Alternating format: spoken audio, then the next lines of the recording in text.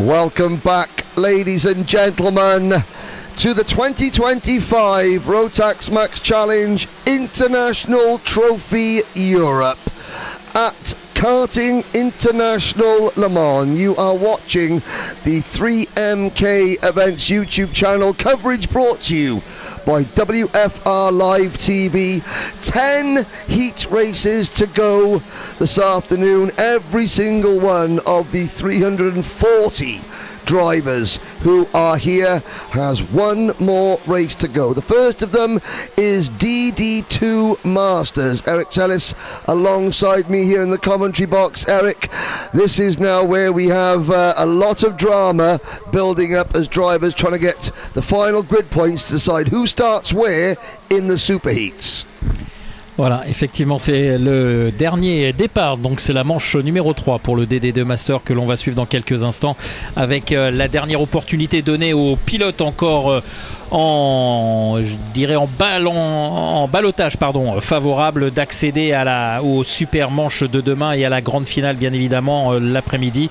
Et dans cette DD2 Master, le troisième manche, eh bien on va suivre Gabriele Zughella, qui est le pilote argentin qui va s'élancer en pole position. Il aura à ses côtés le français Charles Seguin. Yes, it is Gabi Zughella, Charles Seguin on row number 1, Vivian Cusack-Pico, Zen Darua on row number 2, Jack Dex, Alex Fielenbach on row number 3. They come to the line. We are off and racing here at Le Mans into turn number 1. Darua going around the outside of turn number 1, and everyone through cleanly. Ouais, c'est parti, c'est bien parti pour Zughella. En revanche, Charles Seguin a perdu pas mal de place, et je pense que c'est Vivien Cusack-Pico qui s'est un petit peu faufilé en haut de la hiérarchie, même si pour l'instant, eh bien, on a l'impression que c'est Zen Darua. Ah oui, on est au milieu, on est au début du paquet de poursuivants, et c'est bien donc Gabi Zughella qui est le plus rapide à s'élancer, avec dans son sillage normalement Vivien Cusack-Pico, le numéro 606. On va avoir, non, c'est le, oui c'est ça, Cusack-Pico, alors que oula, il y a un problème pour Zen Darua est 3e, Jack Dex est 4e, Maxime Gravouillet est 5e, et Harold Watson est en 6e position. Où est Charles Seguin? Charles Seguin, il est passé en 9e position sur la ligne de chronométrage. So watching there, up to the inside, there is a move, potential move there, the number 668. I thought that was, the 678 car, Roger Young, having a little look there. Up at the front there is Zen Darua in the emerald green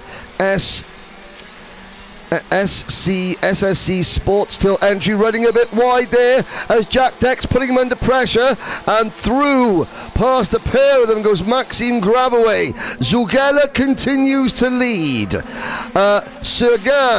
Cusack-Pico in second, Gravouillet now third, Darua, Dex, and behind Dex, Nadia Kabaj, the showman, Harold Watson in in this SPR cart. There he is, number 619. As behind Watson, side by side, Alex Fielenbach and Charles Seguin. So Seguin, who was up in second position in the opening race, has fallen back at the start of this one. If you're watching on the live chat feed, please keep your comments coming in. Tell us who you're cheering from, where you're watching from. Don't forget, it is a new live stream. For those of you at the circuit, you have to go and tell your friends it's a new live stream. So you have to go back to the 3MK YouTube channel and open the new live stream, because I can see that obviously we had a lot more people watching this morning than are now, as Darua and Dex go through turn number 1, but up at the front Zughella still leads. Allez, c'est toujours le pilote argentin Gabi Zughella qui est aux commandes avec dans son sillage, ou tout du moins lancé à sa poursuite, les deux pilotes français, Vivien Cussac-Picot et Maxime Gravouillet en deuxième et troisième position. Dans le peloton, c'est toujours la bagarre et on suit un petit peu ce bras de fer entre Jack Dex et Xen Deroux pour le gain de la quatrième place. Pour l'instant, c'est toujours Xen Deroux qui est en quatrième position, mais Jack Dex met la pression, tente d'intimider un petit peu son adversaire direct pour lui faire commettre une faute et pouvoir grappiller une position pour ensuite revenir sur Maxime Gravouillet qui est pas très loin dans l'absolu, mais il va falloir faire vite pour Jack Dex s'il veut prétendre à se hisser dans la hiérarchie. Into turn number 3, Deroux.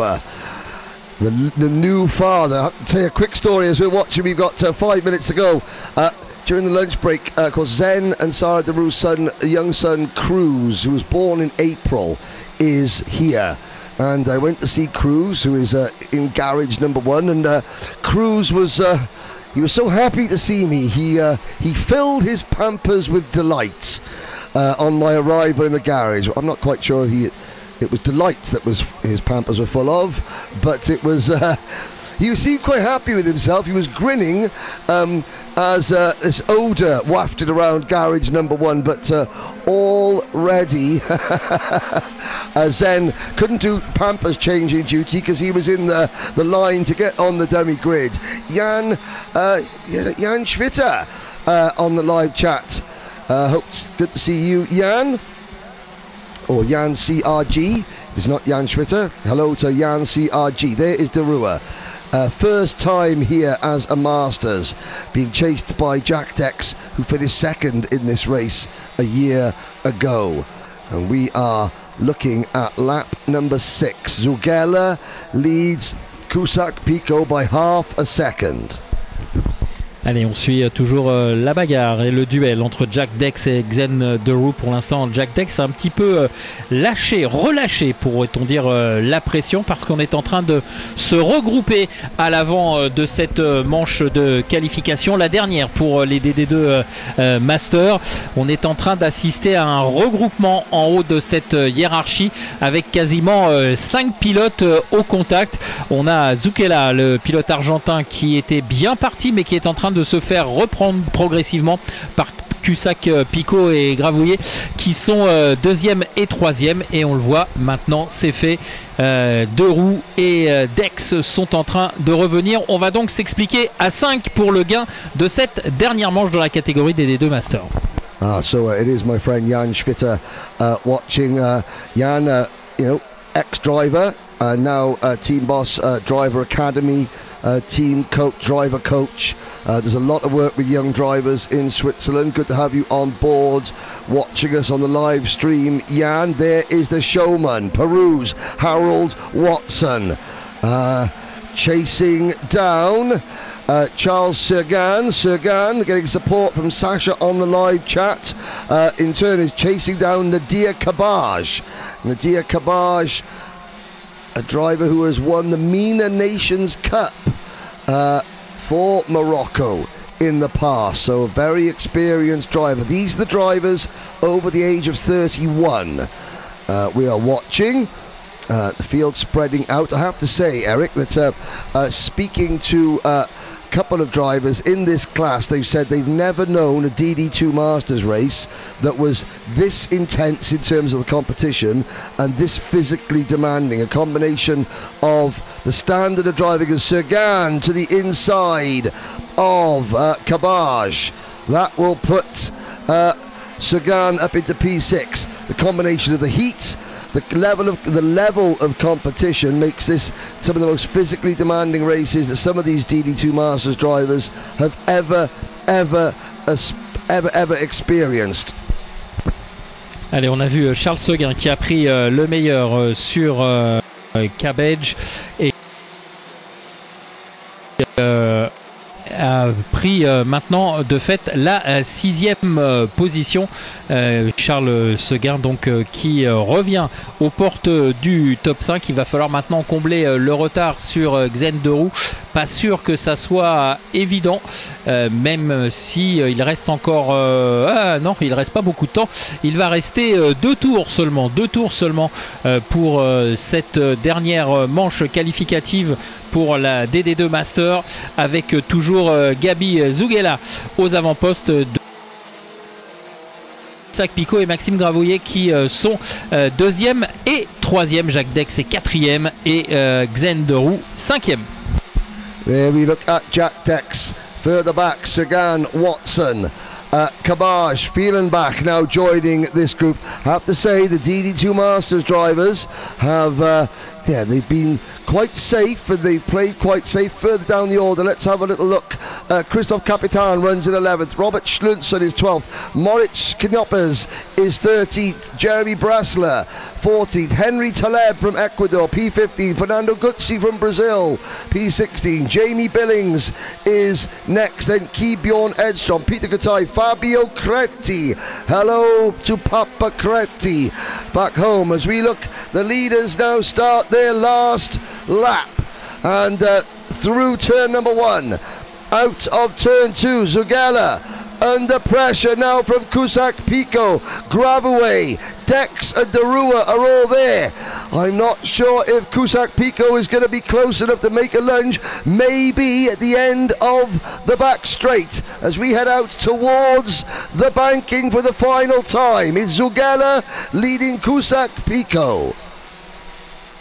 Allez, on est dans le dernier tour avec Zugela toujours aux commandes et Vivien Cusack Picot juste dans son sillage, mais ça sera trop juste pour porter une attaque, à moins que l'Argentin commette une grosse erreur de pilotage, mais ça n'a pas été le cas depuis le début. On voit pas pourquoi ça serait le cas maintenant. Voilà Zugela qui va aller s'imposer devant Vivien Cusack Picot, Maxime Gravouillet et Jack Dex. Xen Deroux est 5e et Charles Seguin termine 6e. Gabadge, Fielenbach, Watson et Joly complète le top 10 pour cette dernière manche qualificative du DD2 Master.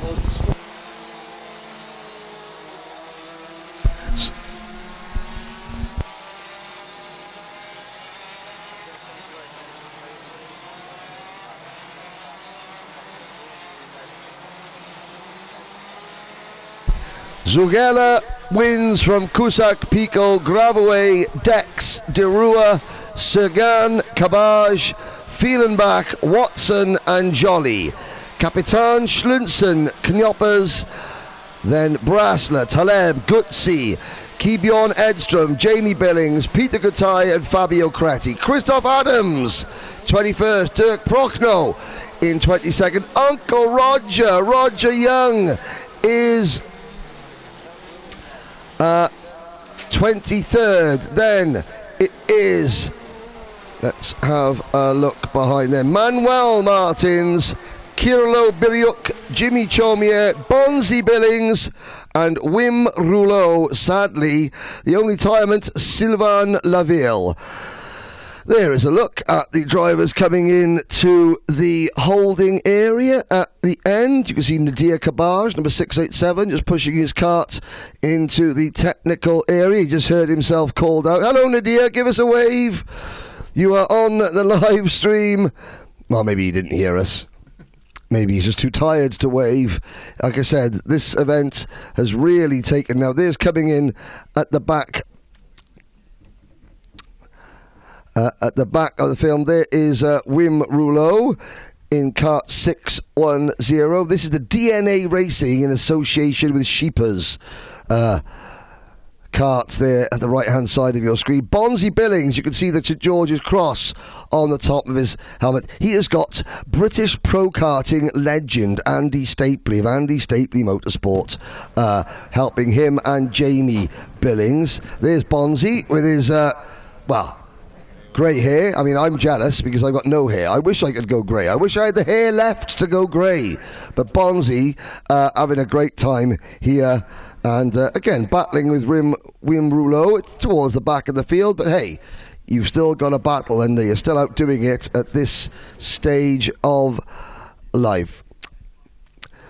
So, That's the end of DD2 Masters. Gabi Zugela, 141 points. Zendarua, 127. Sergan and Dex, 112 each. Provisionally, they will be the front four starters for the Superheat tomorrow.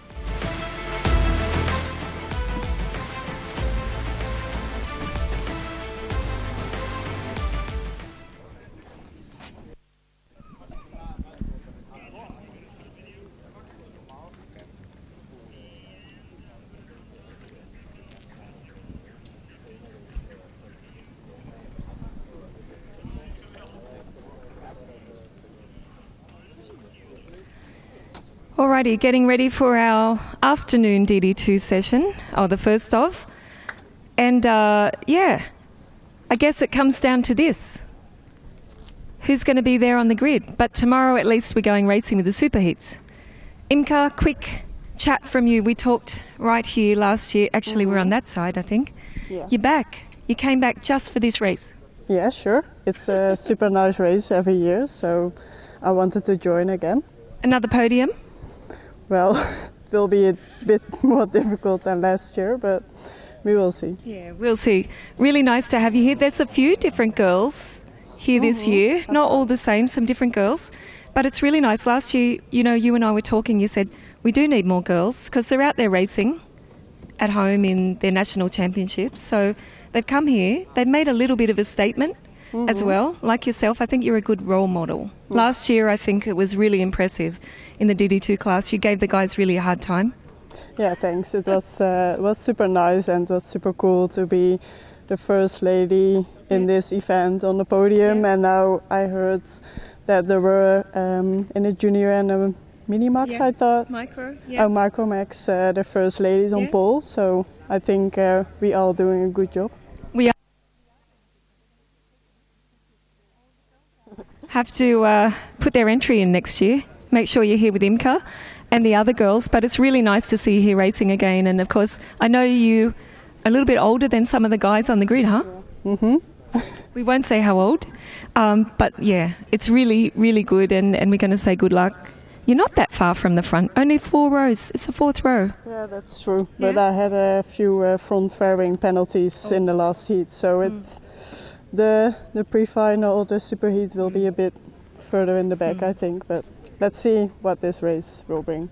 Yeah, we will. And 5-2-1 for everyone at home watching. 5-2-1, DD2 Imka Arts. Thank you so much. Alrighty. Then, is that you, Len? Yes. I've always got to look because there's so many karts. They all look the same. How? Not as expected, to be honest. It's not ideal, but I mean, we're getting there. Speed's getting better, so I mean, not too bad. Of course, you won our winter series, the RMC winter series, earlier this year in Italy, 2 rounds. You got the ticket, and you're here. You're in the line, I guess, for another couple of tickets this year. Not only here, but yeah, a little bit of work to do. Yeah, I definitely have some work to do, but I mean, yeah, I'm going to try my best and do what I can, and we'll see what we get. Well, this is one of the fastest guys at the moment in the European, I think, series, the RMCIT. So, you know the ropes, you know how it works, but you've got really good competition on the grid. Yeah, loads of good guys and girls, of course. They all know how to drive, so there's a lot of good competition, but we'll see. We will see. We're going to say good luck, Lynn. So number 536, if anyone's watching, Len Nice. Okay. Jen, is it Nice or Nice? Is it Len Nice or Len Nice? Oh, okay.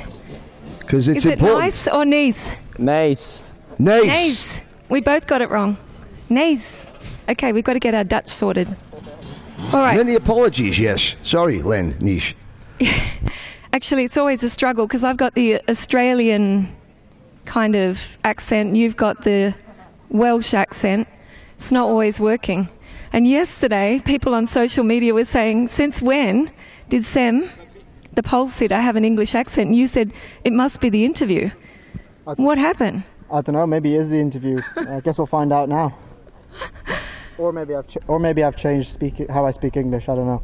You're racing in a Belgian team. You're Dutch. You spend a lot of time in the UAE. I'm Australian. How did we get English, like British English, into our interview? I think a lot of the time in the UAE is probably played into my way of speaking English. Oh, okay. But I think Henry could do some work on pronouncing the surname as well. Okay, you want to have a go, Henry? Canopias. Canopias. It's close enough. It's better than in the two heats we've had now. So good job, Henry. Thanks, Sam. But Well, I'm normally in a bit of a hurry when I'm commentating on you because you're leading and you're going so fast. But Canopias. You get 2 chances because his dad's racing in Masters. I got no excuses. Alrighty, so here we go. High fives and good luck from the mechanics. It was such a good race. The race before lunch, fantastic race. But I have to say, Knud Nielsen, and I was talking with Robert Schlinson from RS competition, he's a good racer. I think he's up there. What do you think, Henry? He's up there. He's a young guy. Yeah. He's in the running, I think, for the podium for sure. Yeah, and I was speaking to the team boss from RS competition. He said Knud will race anything that slows down enough passing him that he can jump into. It doesn't matter what engine, as long as it's got 4 wheels on it, he will try it. Yeah, it was a great race and so close. I mean, it was so exciting right to the checkered flag in the last race, so hang on to your seats. I could just call Sam Knyoppers Sam Buttons, because that is the English translation. But yes, it is. He's listening. But, well, let's see. Super Sam will lead them to the line. Knud Nielsen on the outside of row number 1. Christian Baumgartner and Michael Rossina on row number 2. Nicola Falapi and David Masliakevich on row 3. Then Patrick Dorikta and Imke Arts. Mika van der Pavert, no Maxim Dirks, then Len Nish, I think. Gustav Usakovs will go from P11, then Edgars Vilkans, Jamie Smith, Leonardo Baccaglini, Luca Costa, Wout Kirstjens, Shenya Hong, Alessandro Pedini Amati, the only driver here representing San Marino. Then we have Nicolas Guillaume, Daniel Quintero, Jordan Caille, Matthias Negem, Mats Overhoff, Noé Verbois, Bran Anker, Valentin Delay, Mathieu Barbier, Corentin Franchi, Dominic Carai from the USA, Mohamed Ben Amour from Tunisia, Benjamin Unterberger, Kian de Brandt, Ricky van der Straat, Ricky one time, and Theo Desert at the back.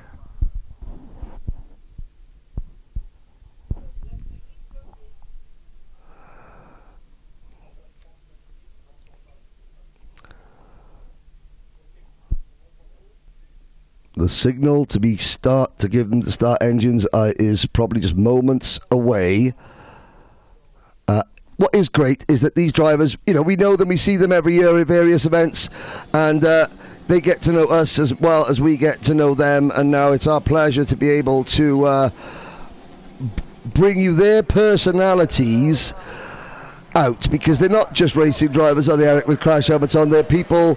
They do this, some of them do it for a living, others do it as a hobby, others do it as a path to a future career in different types of motorsports. But in DD2 there are full-time kart racers out there in this class. 9 minutes plus 1 lap, and Super Sam Canopias, I will get it right. We'll start from pole position. There is a look at the flags. Such an international field. This is only half of the field. The Netherlands, Denmark, Italy, Austria, Poland, South Africa, Belgium, Latvia, Lebanon's out there as well, Germany, Chinese Taipei, and the island of Taiwan, Colombia represented, Tunisia, the United States. And there is the fast Danish driver that we were talking about, Knud Nielsen. Well, this is their final chance to score points. Sem Knopius is leading the point standings at the moment on 100. Let's go racing once again, Eric Challis. Yeah. Allez, Knopius qui est en train de donner le rythme avec Nielsen juste à ses côtés. C'est parti encore une fois avec un très bon départ de Knopius qui est rentré en tête dans le premier virage avec juste derrière lui, pardon, Nielsen. Donc la première ligne qui garde ses positions. Et derrière, eh bien, tout le monde passe sans encombre, me semble-t-il. Et ça, c'est une très bonne nouvelle. Oh, Noah Verbois and another driver down at the back of the field, Corentin Frankie, having a spin. Both get going again. All the leaders safely through the first couple of corners. Sem Knopius leads Knud Nielsen and Christian Baumgartner. Sem, he's pretty much he's 9 points clear of Jakob Bazell. He's not assured of pole position. There's a move. Michael Racina up into P2 for the MKC Motorsport team. Nielsen back to third. Then the 554, David Mastiakiewicz, Johnny Bravo, who was very, very fast. Lots of good overtakes from Johnny Bravo in the first heat this morning. He is there ahead of Nicola Falapki. Imke Arts, said she had a couple of nose cone penalties, but she is fast. A good result here. That she'll be looking for a good result and no front bumper penalties. For those of you new to karting, the nose cones of these karts have a bracket behind them that is designed to drop ever so slightly or be pushed in if the nose cone of a kart comes into contact with anything. And of course that is a 5-second penalty automatically. As we see Mastiakiewicz picking up where he left off this morning, making moves. He needs to, because he had a retirement, I believe, yesterday, or a low finish yesterday, so he needs these two good results, because only everybody in DD2 will get to the superheat, but then only half the field, the top 36 after the superheats, will make the main event. And Mastiakiewicz wants to make sure that he is as far up the superheat grid as possible, just to give himself a chance of success in the final tomorrow. Et on a en tête de la course bien 5 pilotes qui se sont légèrement détachés. Le groupe de tête est emmené par Sem Knopius qui est toujours aux avant-postes avec Michael Rosina dans son sillage, l'Italien qui essaye de rester au contact du Néerlandais. Et en troisième position, eh bien, on a vu que c'était Maslakiewicz qui revenait, qui a passé il y a quelques instants Baumgartner, et Knud Nielsen et Nicolas Felapi restent en 6e position pour l'instant. Felapi qui mène le groupe de chasse. Pour l'heure, les 5 premiers pilotes se sont légèrement détachés. Il y a allez, 15 mètres d'écart entre le groupe de tête et ses poursuivants. Pardon. Now we're looking at the number 518 cart there on screen, Nicola Falapi. 518 as the leaders. No, this is the battle for the race lead now. It's the 516. Michael Racina challenging Sem Knopius. And of course, Michael Racina, he can afford to be a bit more aggressive than Sem, because Sem doesn't want to lose a potential pole position for his superheat. Racina has had an up and down weekend, so he will be asking questions of Sem. Through Restaurant Curve they go. Racina, a multiple grand final starter, applying the pressure through turn number 3, now into Curve des Duchamps, the Two Trees corner, around turn number 5, through 6 and 7. Here is the left-right flick, turn 8, turn 9 and turn 10, out towards the banking. Knopius on a good lap this time around. He's dropping Rosina back into the clutches of these two drivers, Mastiakiewicz and Knud Nielsen, with Christian Baumgartner on that red and white Birol ART, the Team KSB, or Birol Art by KSB, the team that run it. And Johnny Bravo now under a little bit of pressure from Knud Nielsen. Allez, c'est toujours très intense en haut de la hiérarchie de cette manche qualificative DD2 avec toujours Sem Kenopes qui est aux commandes, mais il est toujours sous la pression de Michael Rosina. Michael Rosina qui a lâché un petit peu de terrain. Attention, parce que derrière il y a du monde qui arrive avec Mazakiewicz et notamment Knud Nielsen. Baumgartner tente de rester au contact. Ça va être très disputé pour ces places d'honneur, alors que devant, eh bien, Knopes est en train de s'échapper irrémédiablement.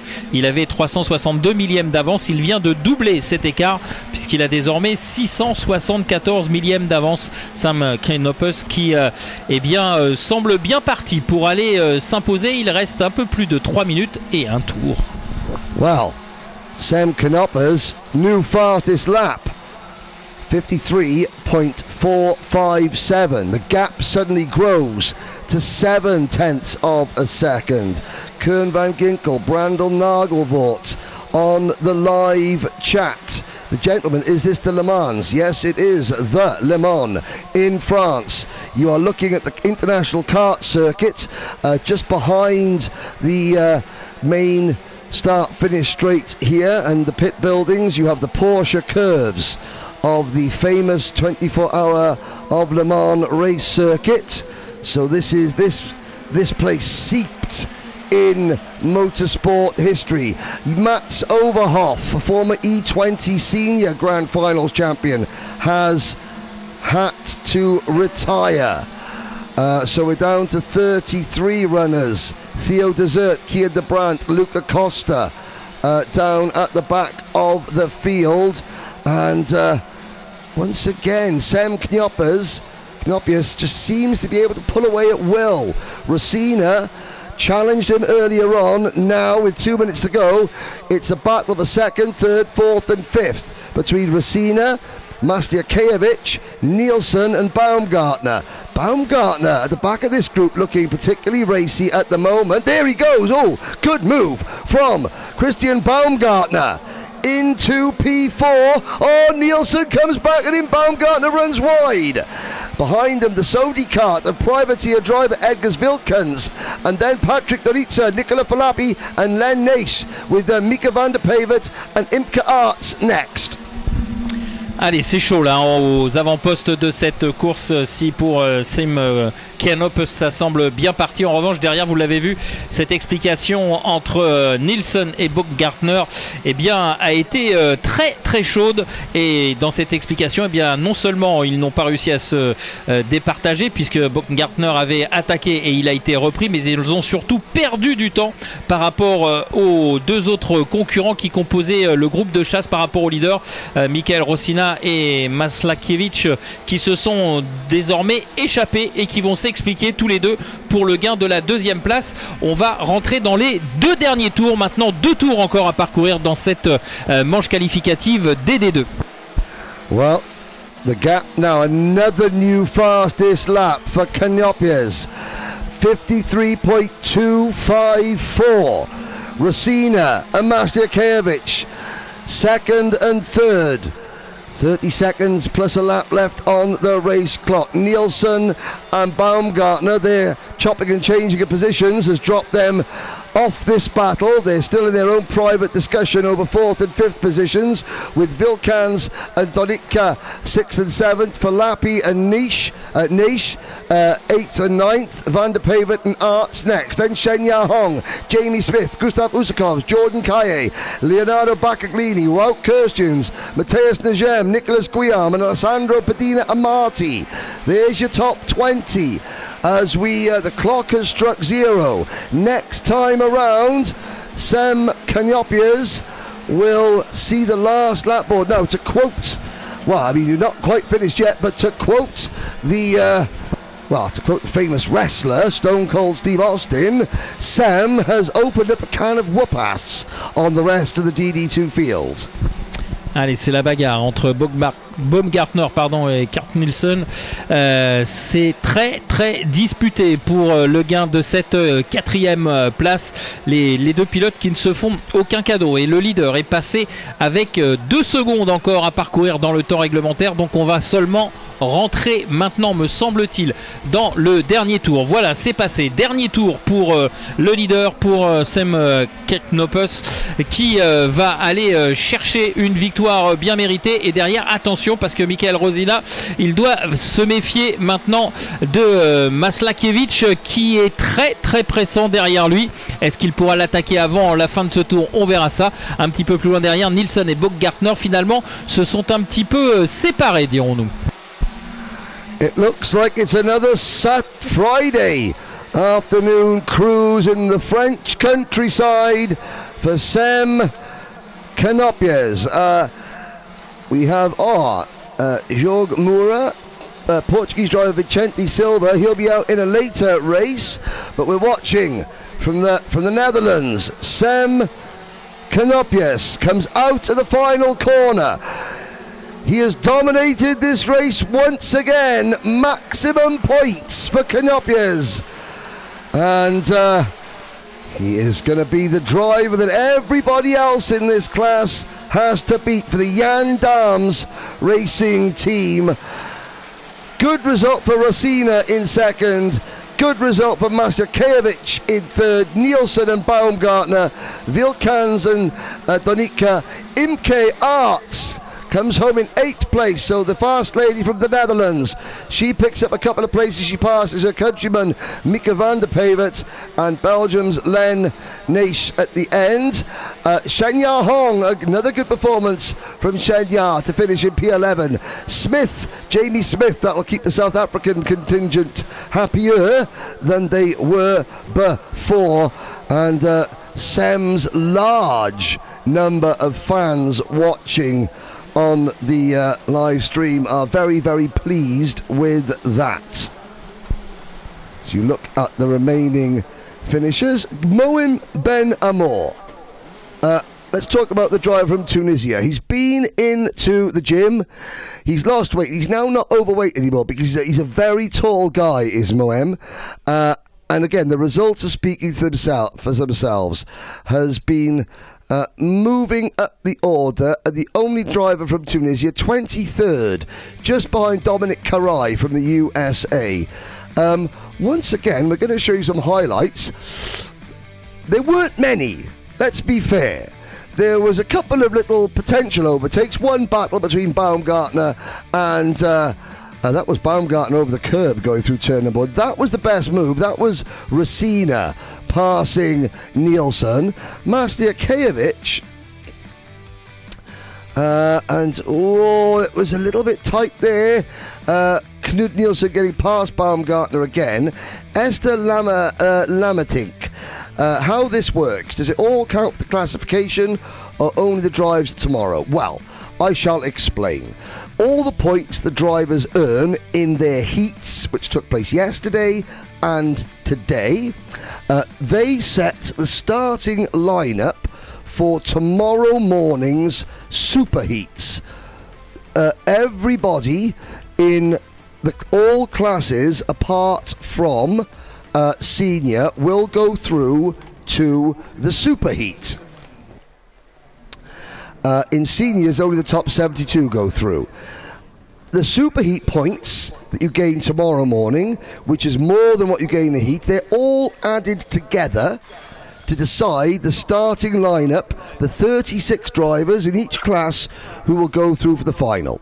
The final, first across the line, is the winner. So it's not overall classification at that point.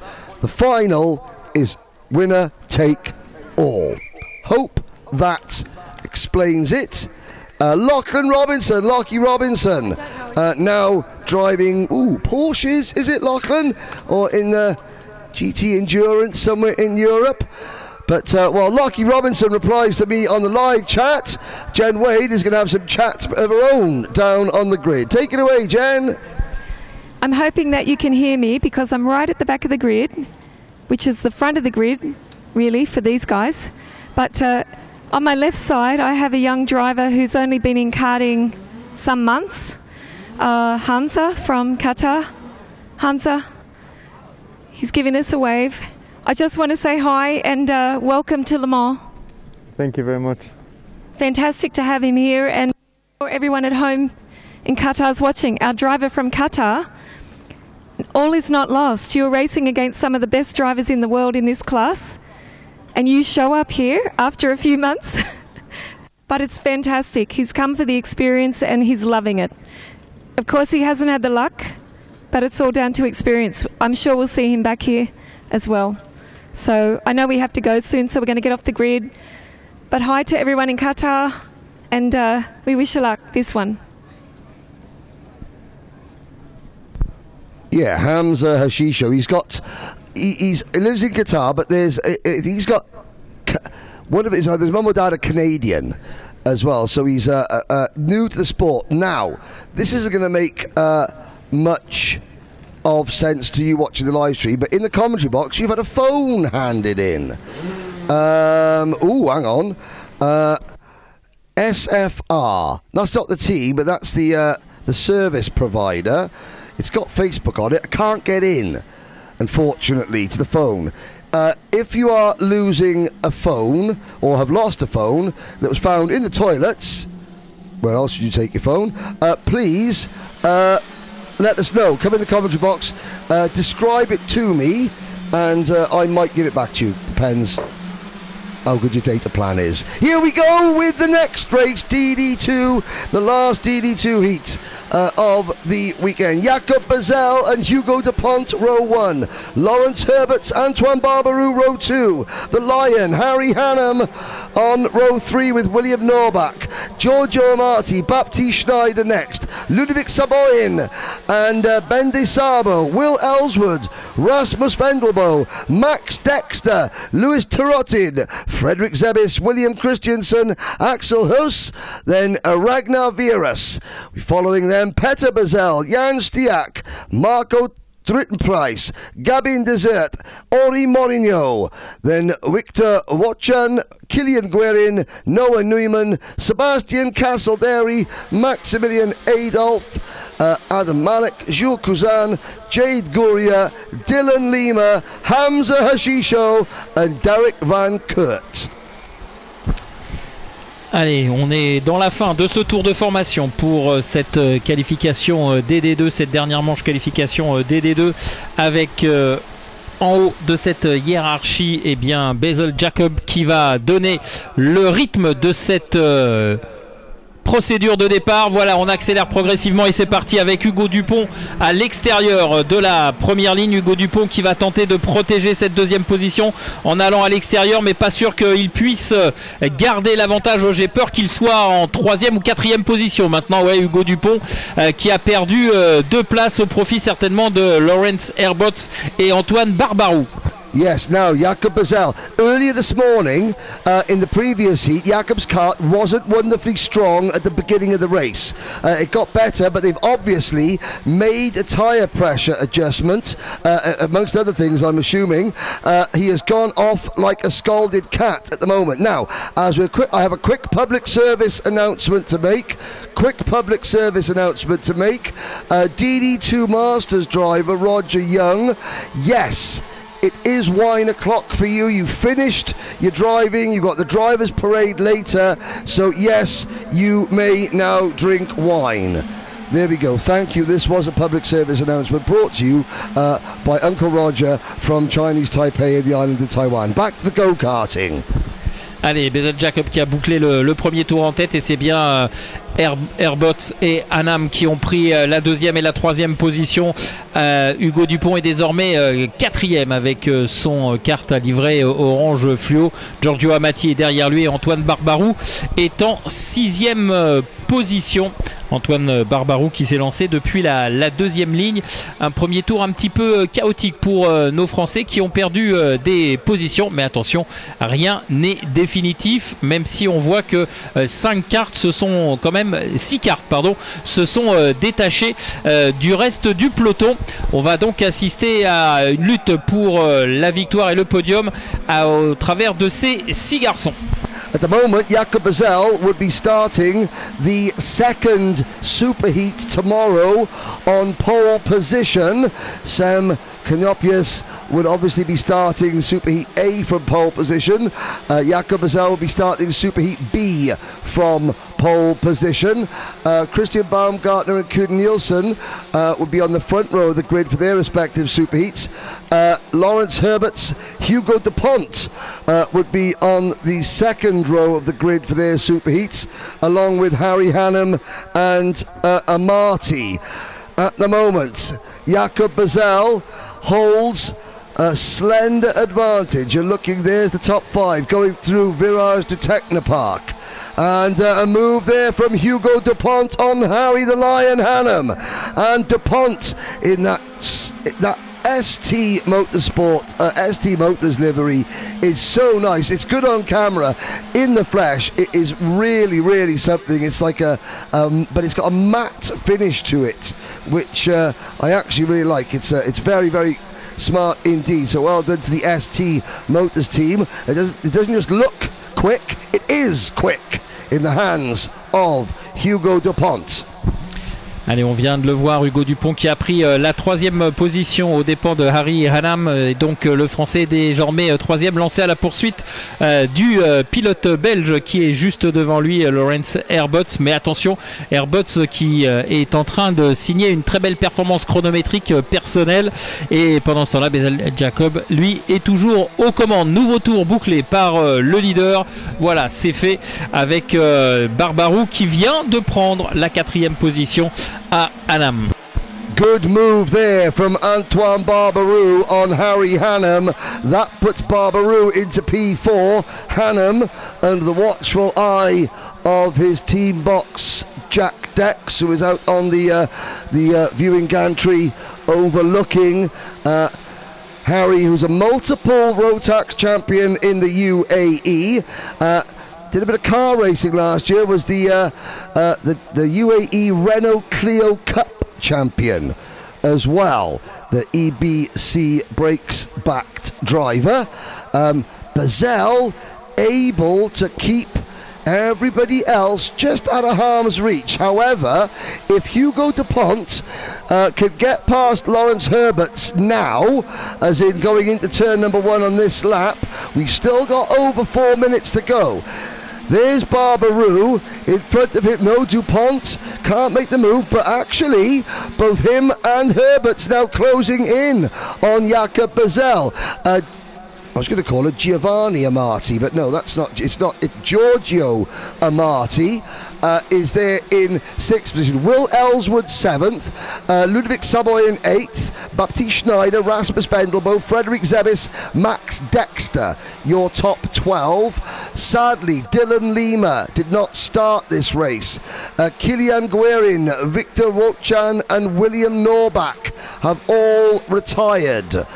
So, down to 30 runners. Change for P2, Eric. Yeah, voilà, Hugo Dupont qui est passé en deuxième position, qui a pris le meilleur à l'entrée du dernier virage du paddock sur Lawrence Herbots. Et désormais, le Français est en deuxième position. Va-t-il pouvoir rattraper Bazel Jacob? On va le savoir dans quelques instants. Il lui reste encore un petit peu de temps. Il reste un peu plus de 3 minutes à parcourir, plus le tour supplémentaire.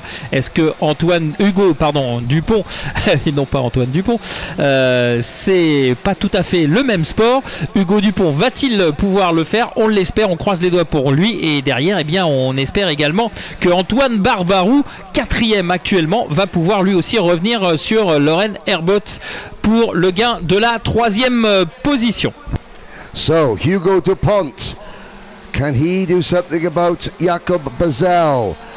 Or is there time left? He was looking very, very good indeed. Will Ellswood just coming into frame now for Kraft Motorsport. Killian Kraft's team in the UK, run by Lewis Gilbert and his family. He's been quietly amassing the points, going about his business, and it was very quick this morning. I wouldn't count Will Ellswood out of contention for a podium at least tomorrow. I think everyone is going to have to burn the midnight oil tonight to try and figure out how to beat Sem Canopius. Jakob Bazel and the Kraft team seem to have something figured out, but as for everyone else, they're going to have to come up with something pretty special. I have to say, this is the third race of the afternoon. It's been the third very, very calm race. Normally, at the end of the heats, things get a bit more intense than usual. They get a bit more lively. People start getting a little bit more desperate. Not the case so far, it has to be said. Smart driving, for the most part, from our drivers. Will Ellswood, well, what's the reverse of the curse of the commentator? Because I've just said don't count Will Ellswood out, and instead of breaking down or crashing, he's actually just proven my point, thank you Will, and set the fastest lap of the race, 53.212 seconds. Et ça se regroupe en tête de la course avec Bezel Jacobs qui voit revenir Hugo Dupont et Laurens Herbert qui n'a pas dit son dernier mot. Attention dans ces derniers tours de manche qualificative. Hugo Dupont qui est très pressant sur Jacob, mais qui pour l'instant est trop loin pour porter une attaque, et il doit faire attention parce que si cette attaque n'est pas fructueuse, eh bien Herbert qui est juste derrière lui pourrait bien en profiter pour reprendre cette deuxième position. Donc il va falloir jouer très serré pour Hugo Dupont, actuellement en deuxième position. Out towards the banking. This is as close as DuPont has ever been. 15 seconds to go. The clock will strike zero before they come round to the line. So this will be they'll be starting the last lap next time around. DuPont and Herberts right behind Bazel. Last lap board out. Bazel checks over his shoulder, covers the inside line through Restaurant Curve. Herberts takes a wider line in to try and get a better run out. You can see some of the marbles now coming off these Mojo tyres. Oh, and DuPont trying to go to the outside, ends up losing P2. Herberts takes advantage. What about Laurens Herberts? Can the Belgian driver do anything about Bazel? Who maybe Bazel's setup is just going away. He's driving very, very deep. Dupont est sorti. Dupont et Barbarou qui se sont heurtés. Dupont est parti à la faute. Il a percuté Herberts et de fait, eh bien, il est parti à la faute et il perd tout. Il perd tout. On vous l'avait dit. That was DuPont running wide, DuPont running out of track, coming through turn number 12. Bazel holds on, Herbert second, and Will Ellswood comes across the line in third. I think DuPont came back on track in front of Barbarou. Barbarou falls all the way back to... Oh, look at that. Ninth at the end. Where does DuPont down 13th. to 15th? And yeah, we just saw that off camera, Eric. DuPont ran out of track, bounced, so he came back on right into the path of Antoine Barbarou. I mean, everyone crossed the line, but we were lucky there not to have a major incident. Voilà, malheureusement pour Hugo Dupont, c'est ce qu'on craignait, hein. Il a tenté une attaque sur le leader, sur Jacobs. Malheureusement, ça n'est pas passé. Il a été obligé d'ouvrir la porte. Herberts s'est immiscé à l'intérieur. Il a voulu redoubler le pilote belge dans l'enchaînement avant d'entrer dans la ligne droite. Et malheureusement, il a tapé son kart. Il a perdu un petit peu le contrôle. Et ensuite, eh bien, son kart est entré en contact avec celui de Barbarou. Et les deux pilotes, eh bien, ont été obligés d'aller au large. Et ils ont perdu énormément 4e place, les deux Français qui étaient dans le top 4, et bien finalement terminent assez loin. Barbarou 9e, Dupont 15e, et c'est finalement Baptiste Schneider qui termine meilleur tricolore avec la 5e place. Pardon. Yes, but so after Bazell, Herberts, here's a look back. It's as I said, it was a sedate start, but it livened up towards the end. Bazell, Herberts, Ellswood, Amati, Schneider, Ludovic Saboin at the top 6. Hannum, Zebis, Barbarou, Vendelbo, your top 10. Then Dexter, Christiansen, Petter Bazell, Jan Stiak and Hugo DuPont, eventually a very unlucky 15th. But there, DuPont, at this stage of the race where he passes Harry Hannum, there's the move on Lawrence Herberts for second, and I thought he was going to close in a bit quicker than he did, but it waited to the last lap, and initially DuPont on the outside, but there's the view through Côte du Champ, but it was the coming out of this section here. So watch DuPont now on the outside, and he just runs out of room. We missed the fact where he went off track, came back on in front of Barbarou. But Bazell and Herberts 1 and 2, Ellswood, Amati and the rest as we cross the line. So Sem Canopias leads the points, a perfect score. Perfect score for Sam Canopias. Jakob Bazell P2, Baumgartner, Nielsen, Schneider and Ellswood the top 6 in points, with Herberts and Amati the top 8.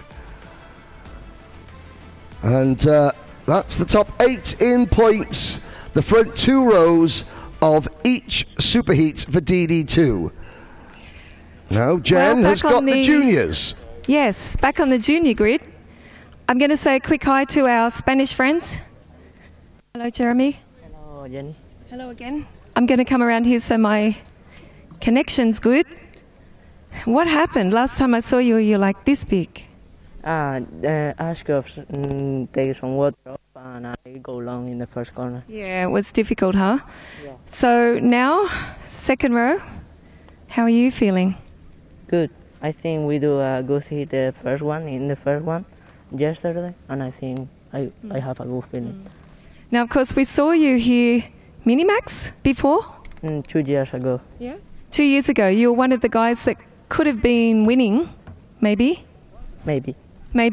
Very close, but I think for international debut wasn't so bad, coming outside of Spain. Of course, your home track is one of our favourite tracks in Rotax, Karting Campos. They're near Malaga, beautiful Spain. What's it like coming here as a junior? It's like other tracks. It's the same, I think. And what about the competition? You know many of the drivers? Yeah. Yeah. Okay, so we're going to say bye. I don't know how to say it in Spanish. Hop in your go-kart. There's Dad cheering him on. It's really nice. What an international grid. Henry, memories from the Winter Cup from Rotax. I think Jeremy's probably one of the best, quickest drivers there now if we go back. But of course our Winter Series was in Italy this year, 2 rounds with WSK. But it's really nice to have our Spanish driver back with us. Minimax, it was an eye-opener, I think, for him. But now in juniors, he's up the front, row 2. Brilliant. Alrighty, so we're down to the last minute. Less than a minute.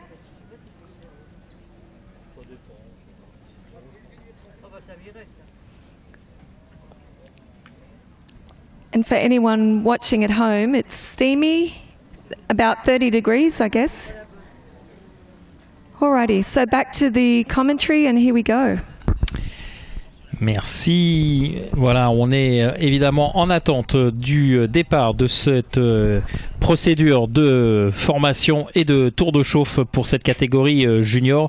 Et on va retrouver Eva Morris, 232, avec à ses côtés Jacob Ashcroft pour la première ligne. Sur la deuxième ligne, ce sera Ryan Gandour avec à ses côtés Jérémy Revers. Pour la deuxième ligne, Harry Freeman et Théo Polican seront sur la troisième ligne pour cette course junior. En tout cas, ça nous promet bien du spectacle et on espère que Eva Morris va pouvoir défendre parfaitement sa position.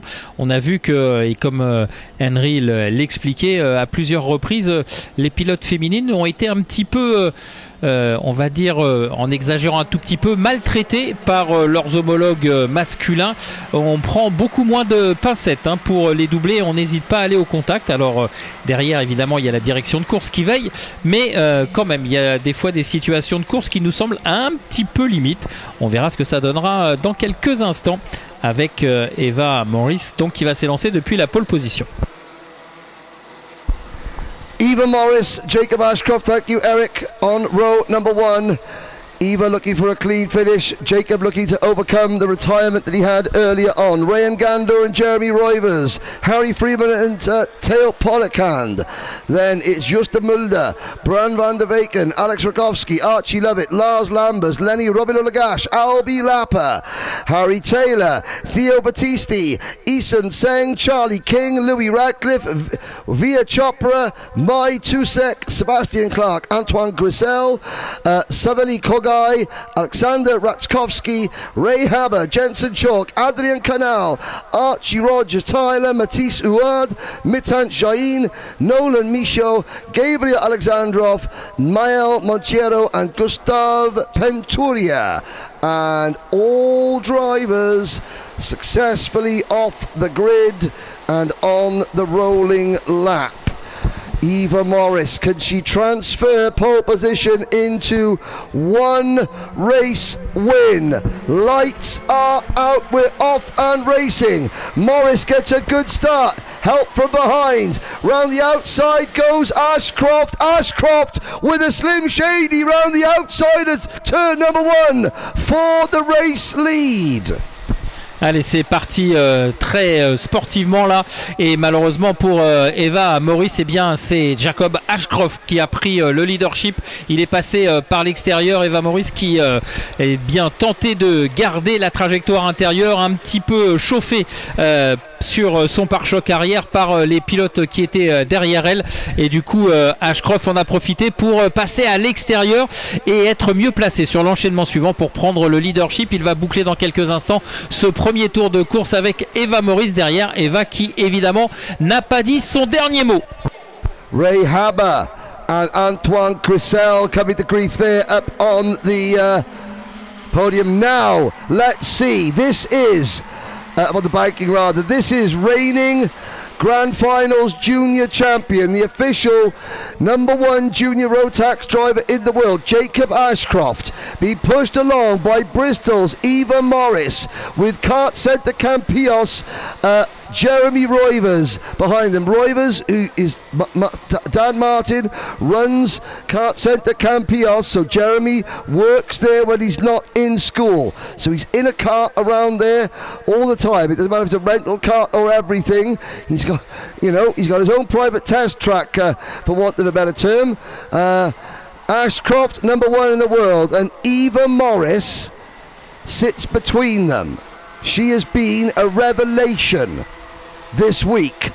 She hasn't had the rub of the green in the races. She's been fast, but other drivers have been very aggressive trying to get past her. They're two of her KR Sport teammates swapping positions.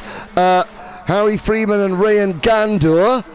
And behind them, Justa Mulder in the familiar but soon to be no more Brand Racing livery as Danny Brand moves into other areas of karting.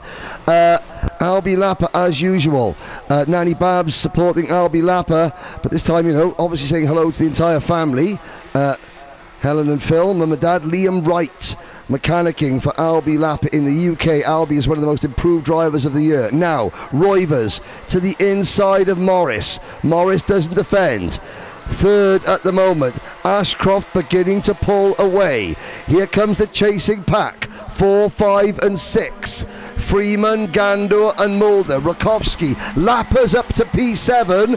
Then Rakowski, Lovett, Lambers, Van der Beken, Robbie Lagash. Hello to Anthony Malloy tuning in from Australia. Well, the closest you've got, Anthony, is Maxim Kerwin from New Zealand, who goes in the next heat race. He's the only Kiwi here as we watch Ashcroft pulling away. Allez, Ashcroft aux commandes qui est en train de s'échapper. Derrière, vous l'avez vu, c'est Rovers qui a pris le meilleur sur Eva Morris. Et derrière, attention, parce que Eva Morris, elle va se retrouver rapidement sous la menace de Gandour et Freeman. Gandour qui a fait signe à Freeman. Allez, je passe devant et on va chercher le contact. On va chercher les pilotes qui sont devant nous. Et vous le voyez, on s'est regroupé maintenant derrière le leader. Si Ashcroft conserve quelques mètres d'avance, eh bien, on est revenu sous l'impulsion de Gandour sur Eva Morris et sur Rovers qui sont respectivement 2e et 3e. La lutte pour les 2 dernières marches virtuelles du podium de cette manche qualificative vont être très disputées. I want to just remind everybody, we really do appreciate your comments on the live chat. Of course, Roger Young now running a New Zealand licence. He's a half New Zealand. There's a move for P4. Harry Freeman goes past Rayan Gandour. We must remember, let's keep the comments positive. It's all right to hide behind non-real names on the live chat. If you've got a set, then you would put your real name down there, but let's keep it positive as we look at the race leader, Jacob Ashcroft. Harry Freeman in the 278, Rayan Gandour in the 203, but Roivers in that very smart, you know, the kart said the Campios colours are black, red and white in that pattern. They've just gone for blue, yellow and white as well. It's a very smart looking kart. And hello to Luster watching in Italy. Well, where is the best place Italian in this race? You might have to wait till the next race to support the Italian drivers. At the moment, it's the United Kingdom leading Spain, leading the UK, leading Canada, the Netherlands and Poland up at the front. Those 3 KR Sport karts looking as if they can organise themselves. I would be worried if I were Jeremy Roivers, put it that way. Allez, c'est très serré hein. En haut de la hiérarchie de cette manche qualificative. Si Ashford pour l'instant est un petit peu hors d'atteinte et un peu, on va dire, secure, eh bien derrière c'est très tendu et Roivers et Eva Morris ont tout intérêt à s'entendre pour ne pas s'attaquer respectivement, parce que derrière on voit que Gandour a des envies d'attaque sur Freeman et eh bien pour l'instant Gandour se fait contrer parce que c'est Mulder qui est en train d'essayer de prendre le meilleur sur Gandour, et Mulder là qui attaque une nouvelle fois le numéro 215 Mulder qui passe à l'intérieur, et vous le voyez, dès qu'il y a des attaques entre des pilotes, eh bien on perd du terrain. Donc c'est pour ça que je vous disais que Rovers et Morris ont tout intérêt à s'entendre pour ne pas s'attaquer mutuellement, pour essayer de conserver leur position, parce que derrière eh bien Freeman semble très impatient de progresser dans la hiérarchie. Now that move from Justa Mulder, it did get him past Rayan Gandour, but it did cost them both ground. We're now down to 4 at the front. And Morris and Freeman, by not attacking Jeremy Roivers, by working with him and slipstreaming with him, they're closing back in on Jacob Ashcroft. Now, Bran van der Weken getting some support online from Patrick Verbist. Bran is P11. Lars Lambers is P10. Here comes Gandour back at Mulder at Virage de Technopark to take that position. Archie Lovett runs 7th, Lapper is 8th, Rakowski is 9th, Lambers 10th, then Van der Beken, Pollikand, Harry Taylor, Lenny Robin-Olagash, Charlie King, Matisse Huard, Eason Seng, Adrian Canal, Louis Ratcliffe, Via Chopra. What's that coming over the hill? It's Via Chopra. He is in 20th, just in front of Jensen Chalk. There's a good battle between Gandor and Mulders. And they're falling back. Now, when will Eva Morris make that breakthrough major national or international victory? She's fallen a little bit back behind Roivers, who's closing in on Ashcroft. But Harry Freeman, there in P4. The 2-3-2, Eva Morris, is... she's on the verge, Eric, of that breakthrough win. And I think once she wins a big race, whether it's a heat, a super heat, or a final at a national or international level, then the floodgates will open, the wins will keep on coming, because she is so fast. She's in the gym, building up her physical strength as well, and driving very maturely here behind Roivers and Ashcroft. Allez, nous sommes dans les derniers hectomètres de l'avant-dernier tour, puisque le compte à rebours s'est effacé. Maintenant, le temps réglementaire est écoulé et on va rentrer dans ce dernier tour. Est-ce que Eva Morris va trouver l'ouverture sur Rovers pour pouvoir peut-être après attaquer Ashcroft? Ça me semble un petit peu délicat. Et en tout cas, nous sommes dans le dernier tour. Ashcroft mène devant Rovers, Morris, Freeman, Gandour et Mulder. At the moment, Jeremy Roivers would lead the point standings. Obviously, we haven't got the second half of the drivers out for their final heat races yet. That might be playing on Roivers' mind. Ashcroft has had a DNF through damage, so he has to... Well, where is he? He's third in the points at the moment. So he, you know, neither of these two drivers want to do anything silly. Eva Morris would be 6th in points at the moment. Freeman would be 2nd in points at the moment. But that will all change when the next group of drivers go out. But we're into the final couple of corners. Roivers is as close as he's ever been, but very smart driving. This has been a good, clean race. It's going to be Ashcroft from Roivers and Eva Morris, P3. Freeman 4th. Gandour beats Mulders to the line after a great battle. Then Lovett, then Rakowski, Van der Beken and Lapper. Your top 10: Lars Lambers, Harry Taylor, Lenny Robin-Olagash and Theo Pollikand, followed by Charlie King, Matisse Huard, Eason Seng, Louis Ratcliffe, Jensen Chalk, Via Chopra, Adrian Canal, Antoine Grisel, Sebastian Clark, Mai Tusek, Alex Rachkovsky, Savelli Kogai, Maya Montiero, Mitan Jain, and behind Jain, Archie Rogers, Tyler, Theo Battisti, Ray Haber, Gabriel Alexandrov for Bulgaria, the only driver here representing the Hydrolift racing team.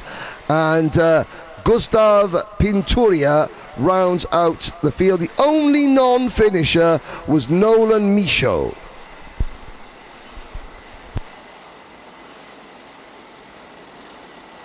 In the points, 124 points for Roivers, 120 for Freeman, 106 for Ashcroft, 103 for Lovett, 97 Lapper, 96 Morris, 92 Mulder, 89 Robilo-Lagash. Here is a look back now. Eva Morris, look at this. Slim Shady for the race lead, turn number 1. Round the outside for Jacob Ashcroft. He only needed one move, and it was enough to win him the race. Rayan Gando in the 203. Had a good long battle with Harry Freeman. Now this is where Roivers past Morris for second. Morris getting a little bit unsettled over the curb there. Roivers able to pounce. There goes Jeremy into second place.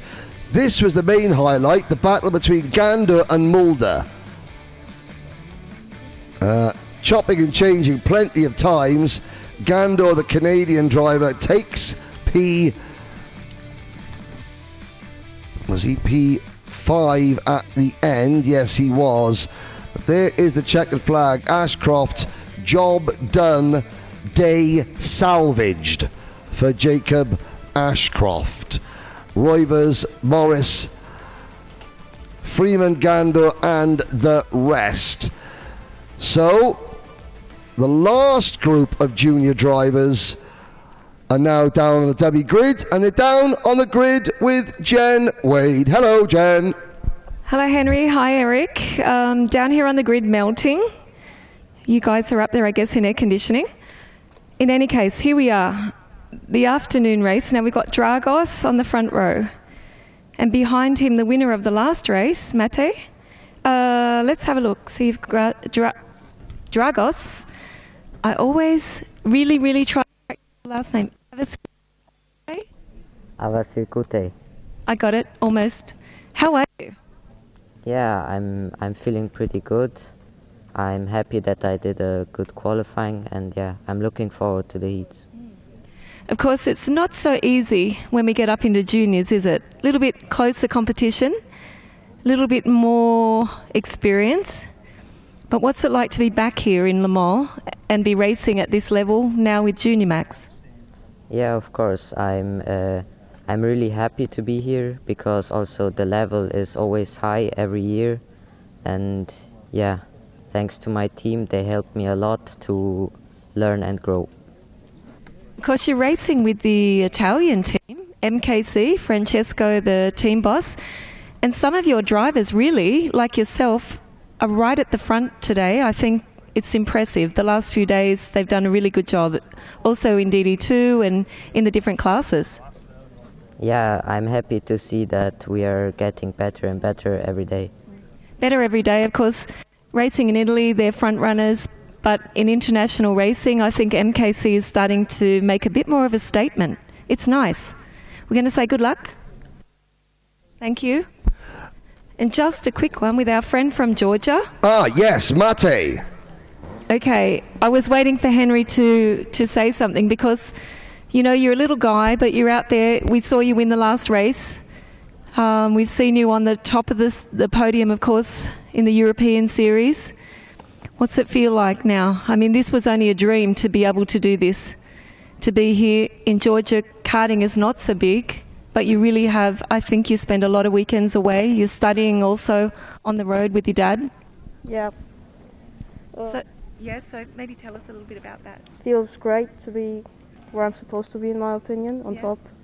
I've done a lot to be where I am right now, and I'm going to keep pushing. Now, when you won that first race or when you took that first pole position and suddenly everything's real, and now today, we saw you out there leading the race. What are you thinking? What's going through your mind at that point? Just keep pushing, nothing else. Have to stay consistent and the wins will come by themselves. But you're a pretty tough guy. I've seen you driving around in Georgia in the snow. So being in Le Mans, how special is it? Very special. We've got to say hi to everyone at home, haven't we? Hi everyone in Georgia. Okay, everyone's watching. Now, Jen, if you have a look on the fifth row of the grid, the outside of the fifth row, it's a Dan Holland racing kart, number 268. We've got plenty of people watching. It's now late in the night down in Australia and New Zealand. We've only got one driver from New Zealand. There he is, Maxim Kerwin. He's got the all-black crash helmet, like the All Blacks, but really impressive. Very, very good indeed this year. Big wave to everyone at home, and yeah, no? Yeah, nah, yeah, nah. Yeah. Yeah, he said yeah. He's ready to go, Henry. I think he's a little bit nervous, but hi to everyone at home in Australia. Yeah, nah. There he is, and he's playing hard, so we've got lots of people sitting up because it's actually 25 to midnight if you're in Sydney. depending on where you are in Australia. Well, if you're in Christchurch, New Zealand, or Hamilton, New Zealand, I don't know if he's a North Islander or a South Islander, is Maxim, but it's, it's Friday night, you know. What else are you going to do? Sit down with a couple of tinnies and watch the go-karting? Well, it's early hours, so I guess that's what they are doing on a Friday night in New Zealand. Now we've got people. Okay, so people. There's Gert Hidding, Jaden Hidding is at the back of the field for the UAE. Alex Archer is tuning in to support Will Archer, who goes from grid number 13. So plenty of support coming in. Someone from Italy. Now, Italian drivers in this race. Let's have a look. We've got an Italian team on the front row, MKC Motorsport. We haven't got any Italians in this race? No. I tell you what we do. We haven't had anyone from Guadeloupe watching or commenting in on the live track. And you've got Huge Pecchion, car 297 from Guadeloupe in this race. So it's Dragos Avasalkute, Kai Clark, row 1, Matej Kobakidze, Sebastian Lusch, row 2, Gabriel Canal, Boaz Maximov on row 3, Albert Friend and Luan Seidel, row 4, Vince van der Halen, Maxim Kerwin, row 5. Then Boris Verhaag and Connor Clancy on row 6, Will Archer and JJ Ambrose, row 7, Panusdin Monkong, Sun from Thailand, and Gabriel Benecki are next. Then Hughes Pekyon and Leonie Her, Alexander Parodi, Yanis Courage, Saad Derence, Owen Baroni, Ethan Griffiths, the only Welshman in the field, Jan Fando, Camille Benchkerun, Kevin Pollock, Charlene Cordier, Vilmos Willisits, Timmy Omerafina, Arthur Gwitz, and Jaden Hidding, Sam Mott, Nathan Lecurio, and Gustave Duval-Guache. Allez, la procédure de départ est quasiment terminée. On est parti. Validé ou pas? Oui, c'est validé pour ce départ avec Asvilis Kuiti qui est à l'intérieur. Oh là, il est monté sur le vibreur, il s'est déséquilibré. Et du coup, il a laissé la porte ouverte à Clark Kay. Clark Kay qui est donc le leader dans ce premier tour. Ouais, alors qu'il y a eu un accrochage là entre deux cartes, le 280. That is, that's Morocco's Camille Benchekron, and I can't see who that is on top of him, just coming off the two. Well, we'll have a look. It's Charlene Cordier. Oh, and that is a front bumper caught both out of the race. Now that was two Slim Shadies for the race lead in consecutive heats at turn number 1. Bravo, Kai Clark. Anything Jacob Ashcroft could do, Kai saying I can do just as well for the KR Sport team as they complete the opening lap. Avasalkute in second, Kobakidze third, Lush, Canal, Maxim Kerwin, obviously there he is, the all-black crash helmet. Wonder if he's going to give anyone the hacker during the drivers' parade. And, oh, hello, though, the freight train is about to come through. There goes Albert Friend. And Friend following Maximov, Vince van der Halen. Also, the Green and White Express, that's a combination of Strawberry Racing and Bouvin Power. As, look there, a lot of support from Sun coming in. From Boy Rotax, hello there, and also from William O'Hanlon, Connor Clancy getting plenty of support. Clancy is up to P11 now. Allez, on a vu que c'était très disputé dans les groupes de chasse avec notamment le 230 Maximov, alors qu'ici on est revenu sur la tête de course avec Asvili Kuiti qui est maintenant dans le pare-choc de Clark Kay et qui va certainement essayer de prendre la trajectoire intérieure en essayant d'écarter un tout petit peu son adversaire. Pour l'instant ça ne marche pas à la faveur de l'épingle juste à la sortie du premier virage, mais il a même perdu une position puisque c'est Kobakidze qui est passé en deuxième position position. Azpilicueta est donc 3e. I was going to say, this is looking pretty tasty up at the front. 245 at the moment. The 205 kart of Gabriel Canal, the PB kart driver on the red speed chassis, looking to try and capitalise as we go side by side between Avicii and Sebastian Luis.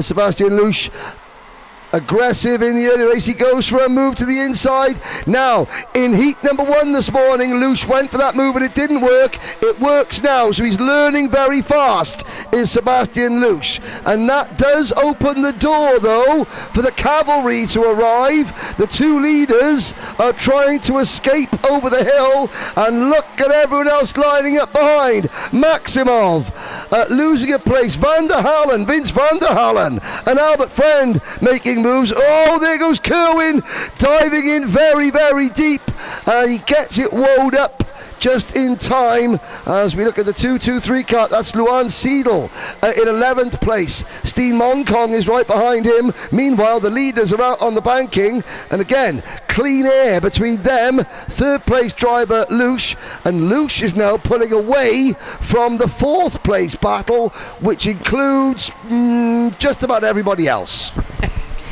In a way. Clark Kay qui va boucler un nouveau tour en tête, le leader qui a repris les commandes dans le tour précédent sur Kobakidze et qui surveille maintenant son adversaire direct, alors que derrière Sébastien Luch est solitaire 3e. Il a bien fait, comme le disait Henry, de s'écarter de la lutte pour la 4e place, parce que derrière le groupe emmené par Gabriel Canal, il est chaud bouillant. Gabriel Canal sous la pression de Van der Hallen qui pour l'instant résiste, mais il va falloir s'employer pour le français. Et puis un petit peu plus loin pour les accessibles, pour les places d'honneur, à partir de la 5e position, c'est du grand n'importe quoi, mais au bon sens du terme. Ça n'arrête pas de s'échanger les positions, de s'attaquer.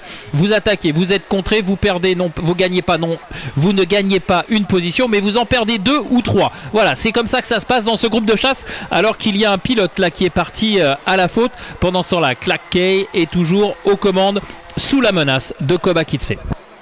Out of the final corner, Clark, Kobakidze, a gap to Lush, Canal and Van der Hallen. Friend in P6, Kobakidze to the race lead at Curve to the Restaurant, turn number 1. And can Mate Kobakidze? Well, at the moment, Kobakidze would be 3rd in points. That means he would be 2nd on the grid for the first superheat. Roivers and Freeman are 1 and 2 in the point standings. They would be your pole sitters for the 2 superheats. Kobakidze and Clark would be the outside front row starters for the superheats. Clancy, Ashcroft, Maximov and Avicii would be the 2nd row starters for the 2 superheats tomorrow. I've still got a phone that's not mine in the commentary box. You need to come and describe it to me before I think about letting you have it. That's a message for the circuit, not if you're online. Although if you're willing, wherever you're watching online, to come to Le Mans with a chance of potentially getting a free phone, my hat's off to you, sir. Kobakidze toujours aux commandes de cette manche qualificative, avec une petite avance là qu'il est en train de se ménager, on va dire, sur Clark Kay, qui tente de rester au contact, mais pour l'instant j'ai l'impression qu'il a un petit peu accéléré. Ouais, il vient de signer son meilleur chrono personnel, Kobakidze, avec 3 dixièmes de mieux que Clark Kay, qui essaye de revenir à la faveur de la ligne droite. Derrière, Sébastien Luch est maintenant quasiment sous la pression de Gabriel Canal, le français. Gabriel Canal qui est en train de faire le forcing pour revenir et pourquoi pas essayer d'aller chercher cette 3e position. Il reste un peu plus de 2 minutes 20 et un tour. Kobakidze leads Clark. Pulling away now is the Georgian driver. Checks over his shoulder just to see the gap.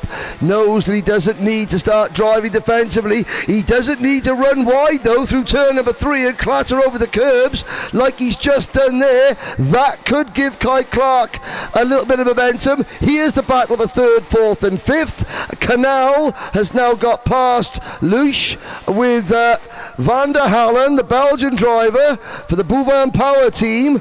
That Tony Kart chassis loitering with intent in 5th position with Clancy, Avasalkute, Friend, Seidel and Kerwin, your top 10. Allez, Gabriel Canal qui a réussi à passer, à mettre la pression sur Sébastien Loesch qui a commis une petite erreur. Il a écarté au virage des 2 arbres. Et attention, il reprend de façon autoritaire là. Il repousse Sébastien... pardon, oui, Gabriel Canal, il le repousse de façon autoritaire et de fait, le Français a été obligé d'écarter. Et ce sont et Loesch et Van der Haal qui sont passés en 3e et 4e position. C'est Gabriel Canal est désormais 5e. I mean, that was ambitious from Sebastian Loesch. He finds himself running at the sharp end for the Sam Pollock Racing team here at an international event, and yeah, now it's a question of just timing your moves right. You've got to know when to hold them, know when to fold them. And we've got a battle. Kai Clark comes through and takes the race lead from Mate Kobakidze. 30 seconds left on the race clock. Next time around, it'll be 1 lap to go. What can the Georgian do about 267 Kai Clark, who already begins his defence? The question is now, how quickly will Vince van der Halen close in? Allez, Kai Clark qui est repassé aux commandes de cette manche de qualification. Mais Kobakidze n'a certainement pas dit son dernier mot. On est dans les 2 derniers tours pour savoir qui va remporter cette dernière manche. Et derrière, eh bien, on a toujours le groupe de poursuivants avec Van der Haal, Loesch et Canal qui eh bien, s'est fait un petit peu malmener il y a quelques instants et qui tente de revenir au contact dans quelques instants. Ça va être le dernier tour emmené par Clark Kay qui est donc le leader. Dernier tour. Don't count out 3rd place driver Vince van der Halen. Clark defends into turn number 1. Van der Halen's got momentum. Will he try to cut underneath him coming out of turn number 3? No, Clark doesn't give him the opportunity because he doesn't defend. Therefore, Kobakidze's not offline. The next opportunity, I think, will probably be... Oh, Van der Halen gets a wheel on the curb coming out of turn number 8. Has that cost him? Watch the 3rd place kart now. He'll come down. Oh, Kobakidze defending. I think that might give Kai Clark all the momentum he needs. Van der Halen will try the crossover, I am sure. He cuts underneath. Watch coming out of the final corner through Paddock Bend. Can he get to the inside? Side by side for P2. Not quite. Clark wins, and behind them across the line, Clancy, Loesch. Clancy passes Loesch for 5th. So it's Kai Clark, Mate Kobakidze, Vince van der Halen, Gabriel Canal, Connor Clancy, your top 5. Loesch just beats Avasalkute to the line. Friend in 8th, Maximov 9th, Luan Seidel 10th. Panustin Monkong is 11th, then Will Archer, Maxim Kerwin, JJ Ambrose, Vilmos Willisits from Hungary in 15th, then Boris Verhaag, Owen Baroni, Gabriel Benecki and Guadalupe Hugh Pekion. 19th, Yanis Courage rounds out your top 20 ahead of Jan van Du and Wales's Ethan Griffiths, Timio Marafina, Alexander Parodi, Jaden Hidding, Nathan Lequiro, Kevin Pollock and Sam Mott were next. And provisionally it means Jeremy Roivers is your leader at the intermediate classification stage.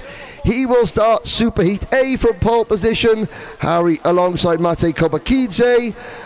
Harry Freeman will start Superheat B on pole position alongside Kai Clark. Connor Clancy, Boaz Maximov, Dragos Avasalkute and Jacob Ashcroft will start from the 2nd row of the grid in the 2 superheats.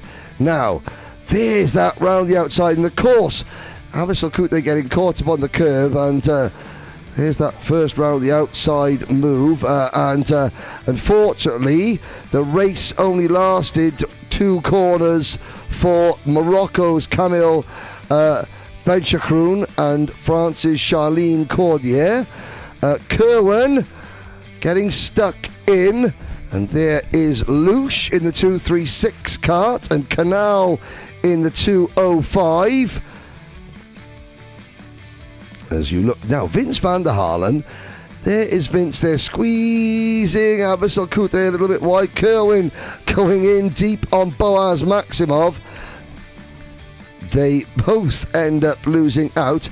What a move from Kobakidze there, just to the inside. Clark can't do anything about that. That was Lush just getting ambitious. It let Van der Halen pass both Lush and Gabriel Canal, but Kai Clark controlling the pace, eventually winning by nearly a full second as Connor Clancy passes his teammate Lush, who was wheel to wheel, side by side with Poleman Abyssal Kute, and they cross the line. Junior heats for the week are over. Minimax is up next. Jen Wade is down on the grid. Alrighty, well, I have found the best place on the grid under the umbrella, but it's not, is it, Nick? It's sunny. Yeah, I know. It's sunny. Are you having any fun? Of course, we're a little bit further back on the last row, but you have lots of opportunities for overtaking. Yeah, but I got pushed out by many people, and that's what happens. What? That's racing, huh? Yeah. That's racing? Yeah, that's racing. Like. Okay, we're going to say good luck. Thanks for the umbrella while I'm waiting. Yeah. Alrighty, now I have to just send out one message because we're missing a trolley. And it's little Robin's trolley. So everyone has seen Robin's ace trolley. Hey Robin, you missed your trolley. What? You missed your trolley. Where is it? I don't know. He doesn't know where it is. So if anyone's seen Robin's trolley in your van or your truck, it has the words ace on it, and someone's taken Robin's trolley. So he doesn't have to push his go-kart around. Please let us know at box 10. Well, you've got to give his trolley back because his mechanic is really old with a bad back, and that will not help. I'm sorry, Henry, I didn't hear you. I said Robin's mechanic is very old and he has a bad back, so therefore you must give his trolley back. Actually, Robin's mechanic will probably want to speak with whoever brings the trolley back, but we're happy to sign autographs and take photos if you'd like to bring it back. Well, I mean, I don't mind signing autographs and taking photos. But I mean, I'm not related to Robin. Thank you very much. We're going to say good luck, but if anyone sees Robin's trolley with ace on it, please bring it back, because the little boy's got to push his go-kart around the paddock and back from the Parc Fermé. Okay, here we go. There's a world number one, Joshua Cook. How are you? He's good. There he is. There's Austin, world number 3 as well. Alrighty. Lots of champions on the grid, but we're going to let them go, and I'm going to get off the grid. Good luck to Emerson and good luck to Riley on the front row.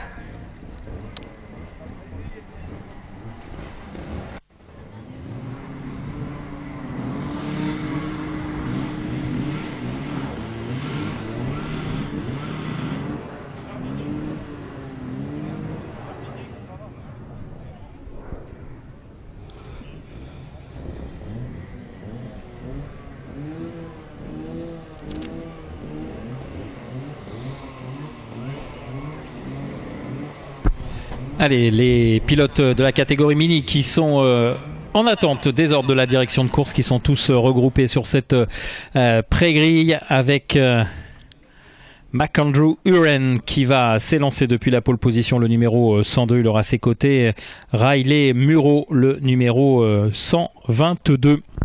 Voilà, ils sont là, vous les voyez en gros plan à l'image, ils attendent le drapeau vert qui ne saurait trop tarder maintenant, puisque on va partir à 16h logiquement.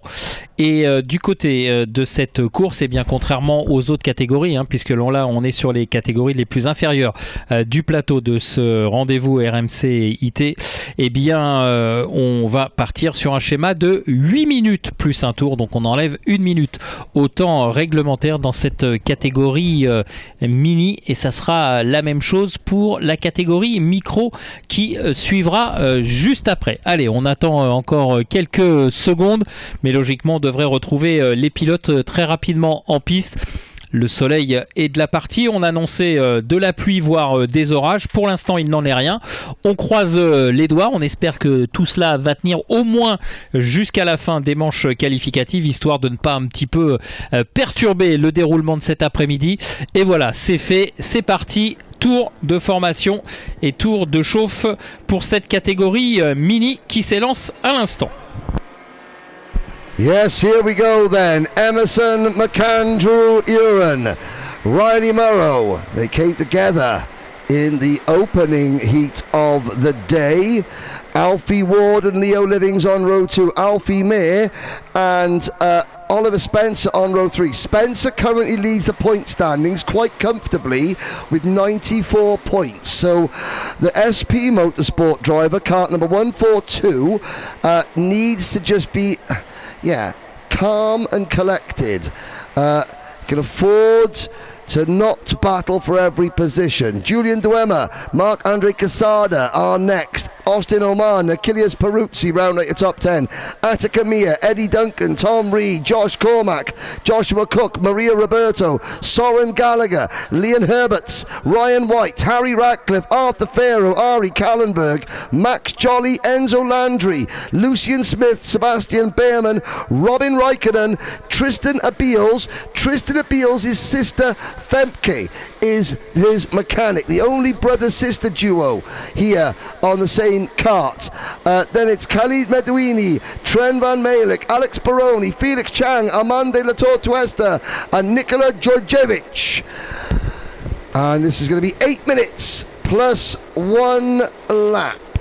Allez, le peloton qui revient sous la conduite de McAndrew-Uren qui a accéléré, qui vérifie que son homologue est bien à ses côtés. C'est parti, très bon départ de McAndrew-Uren qui se met milieu de piste pour protéger son entrée dans le premier virage, et il passe sans problème, alors que derrière, Muro a perdu 1 voire 2 places dans ce premier virage. Alors qui a réussi à se faufiler, on va le savoir dans quelques instants, mais en tout cas bon départ pour McAndrew-Uren.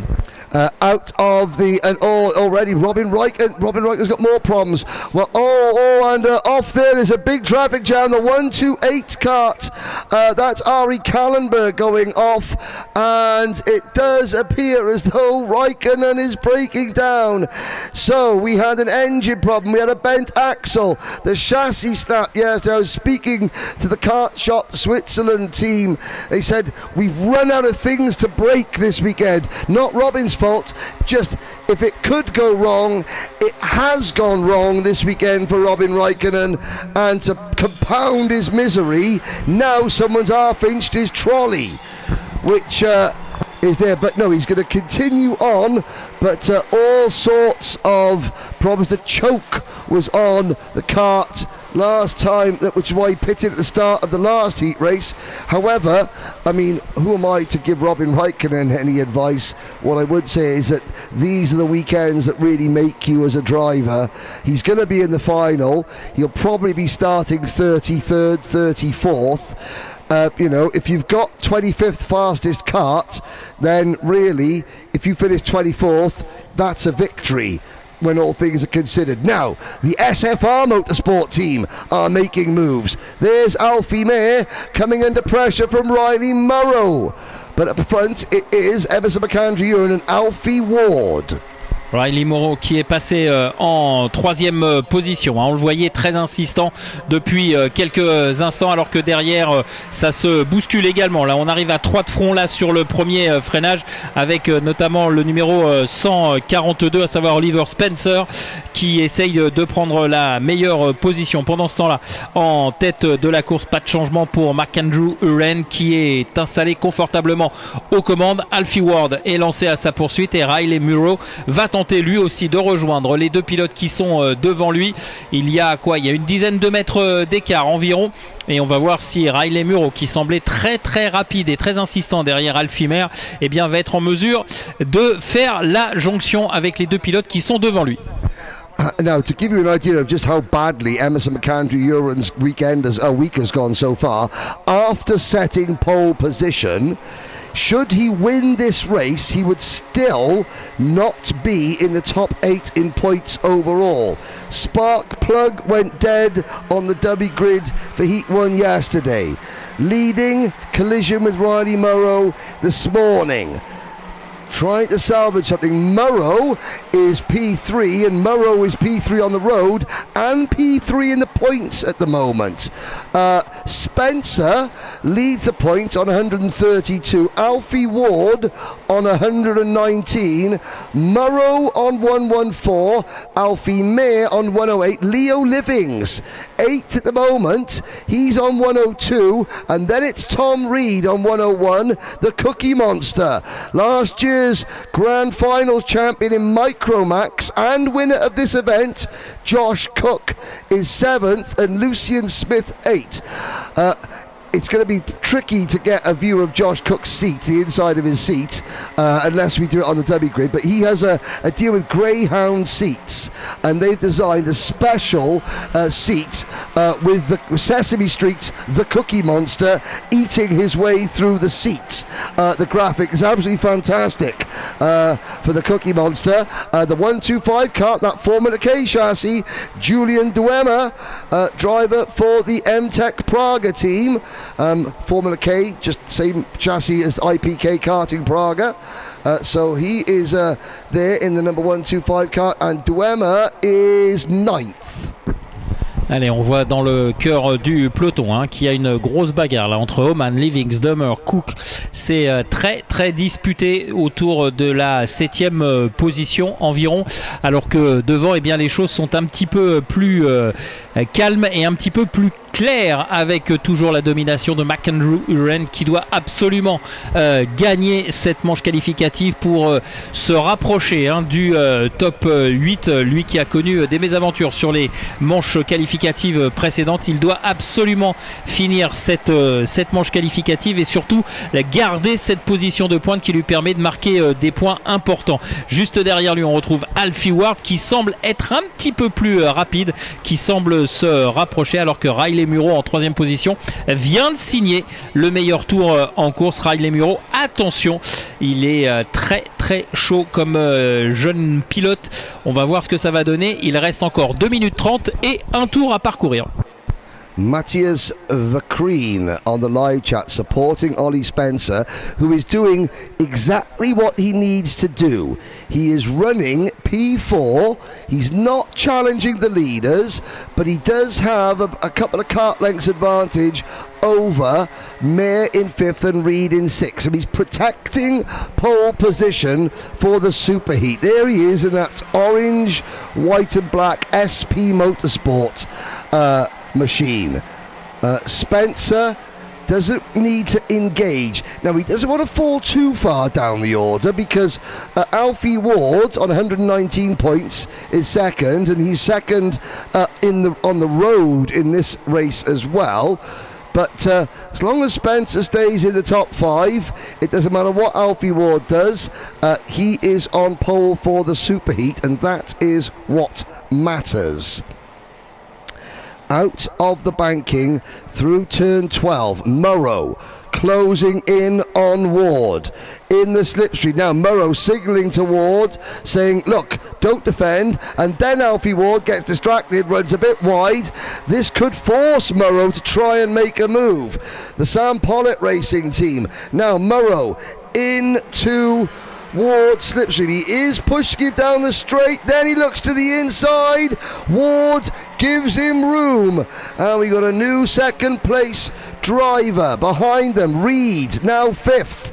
Chasing Spencer, Mayer 6th, Oman 7th, Cook 8th, Cormac 9th, Dwemer 10th, Peruzzi 11th, Livings, Duncan, Eddie Duncan, a great drive for Duncan, P13, Lucian Smith, Mark Andrea Quesada, Ryan White, Harry Ratcliffe, Sebastian Behrman, Attica Mia, and the top 20 rounded out by food drivers, Alex Baroni. Allez, on a vu que Muro était passé sur Alfie Ward. Alfie Ward qui n'a pas besoin forcément de réagir. Il est bien placé pour la qualification, la manche qualification, la Super Heat de demain. Il sera en 2e position, donc ce qui lui permet peut-être de gérer cette fin de course. Alors que derrière, au fond de l'image, vous le voyez, entre Oliver Spencer et Tom Reed, ça continue de se frictionner.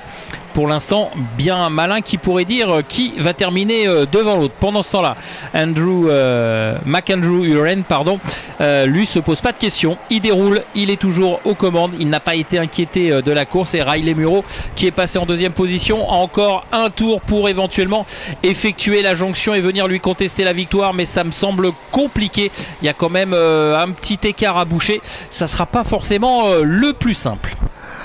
Sadly, Maria Roberto didn't take the start, I don't think, or she didn't complete a lap. So I do hope the young lady with the fantastic Alice in Wonderland graphics kit on her crash helmet is okay. Hopefully she'll be back fighting fit tomorrow. Raikkonen still 33rd, Abiel's 32nd, Gallagher down to 31st, La Tortuesta, Ferro, Djordjevic, Chang, Medwidi outside the top 25. Max Jolly only 22nd. Alex Baroni is the biggest mover in the race. No, Lucian Smith is the biggest mover in the race, from 25th to 12th. For driver number 144, the KR Sport driver Lucian Smith. And now Riley Murrow with half a lap to go, closing in on Emerson McAndrew-Uren, but Emerson looks over his shoulder. He knows that Riley is not close enough to make a move. Finally, a race goes to plan for last year's runner-up Emerson McAndrew-Uren. He takes the checkered flag.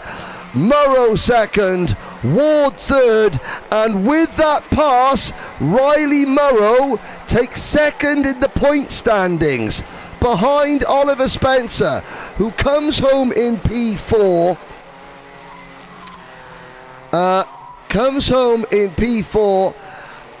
Ahead of Alfie May, Tom Reed, Austin Oman, Josh Cook, Josh Cormac, and Achilles Peruzzi. And it's going to be provisionally Spencer and Murrow, row 1 of the Superheat. Ward and May, row 2 of the Superheat. Reed and Cook, row 3. Lucian Smith and Leo Livings on row 4 for tomorrow's Superheat. But Emerson McAndrew-Uren finally getting a clean race where he can show the prodigious speed that both he and that Dan Holland racing kart possesses. Hello to Tater Tot 710 from America. New to the sport, this is awesome. Well, thank you, Tater Tots. You're watching the Rotax International Trophy. It is one of the qualifying events for the biggest party in world karting, the Rotax Grand Finals, which this year takes place in Bahrain. So I'll explain a little bit as you watch the highlights of this Minimax race. Every driver here, and there are 342 of them, including 2 from the United States in Senior and DD2, are using Rotax Max engines. The Micro Max drivers and the Minimax drivers use smaller engines. Then the juniors, the seniors use all the same Rotax 125 engine, different restrictors. Then you have the DD2 and the DD2 Masters. They're the 2-speed Rotax karts. Front brakes, 2 gears. DD2 Masters for the age of 31 and over. The idea is simple. in Rotax Racing, whether it's your national championship or continental events like this, you all have to, you're trying to win the race, obviously, but the champions at the end of each year get a ticket to the grand finals, where you represent not your team or your chassis manufacturer, but your country.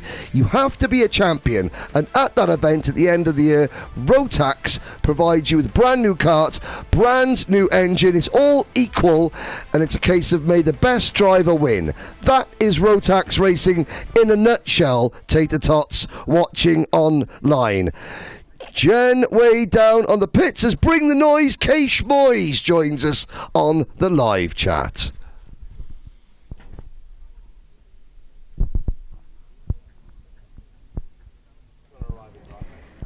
And down on the grid, of course, we've got lots of people tuning in today. So make sure all your friends and your family send us a message on the live stream. I'm looking. Dian. Hello? Hello. Hiding underneath your visor. Yeah. So hot. It is hot, isn't it? How hot do you think it is? I don't know, 30 degrees, completely opposite to Britain. But there's a nice chillax breeze, so it's okay. How hot is it when you're out there, or you don't really feel it? Well, it's quite hot because I come off and my legs are soaking. I'm like, what? But when I'm out there, I just zoned in and I can't feel anything. No, you can't feel anything because your foot is full gas and you're only focused on what you're doing. So you're not thinking about how hot it is. And we were all watching and melting. You know what you need? Well, I've got to power through, do my best and see what I can do.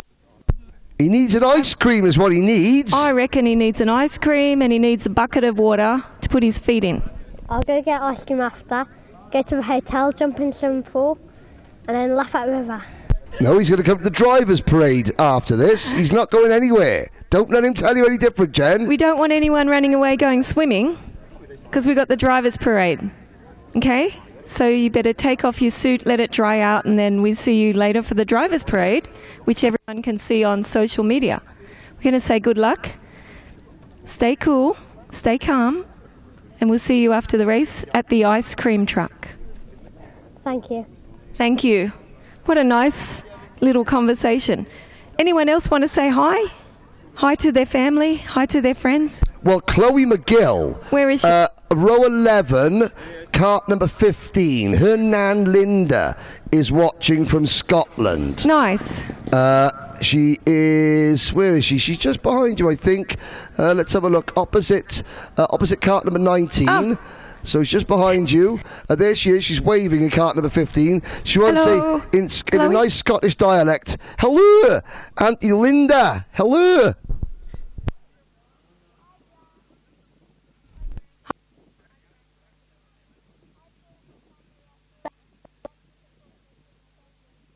It's hi to everyone at home and thanks for supporting through your journey.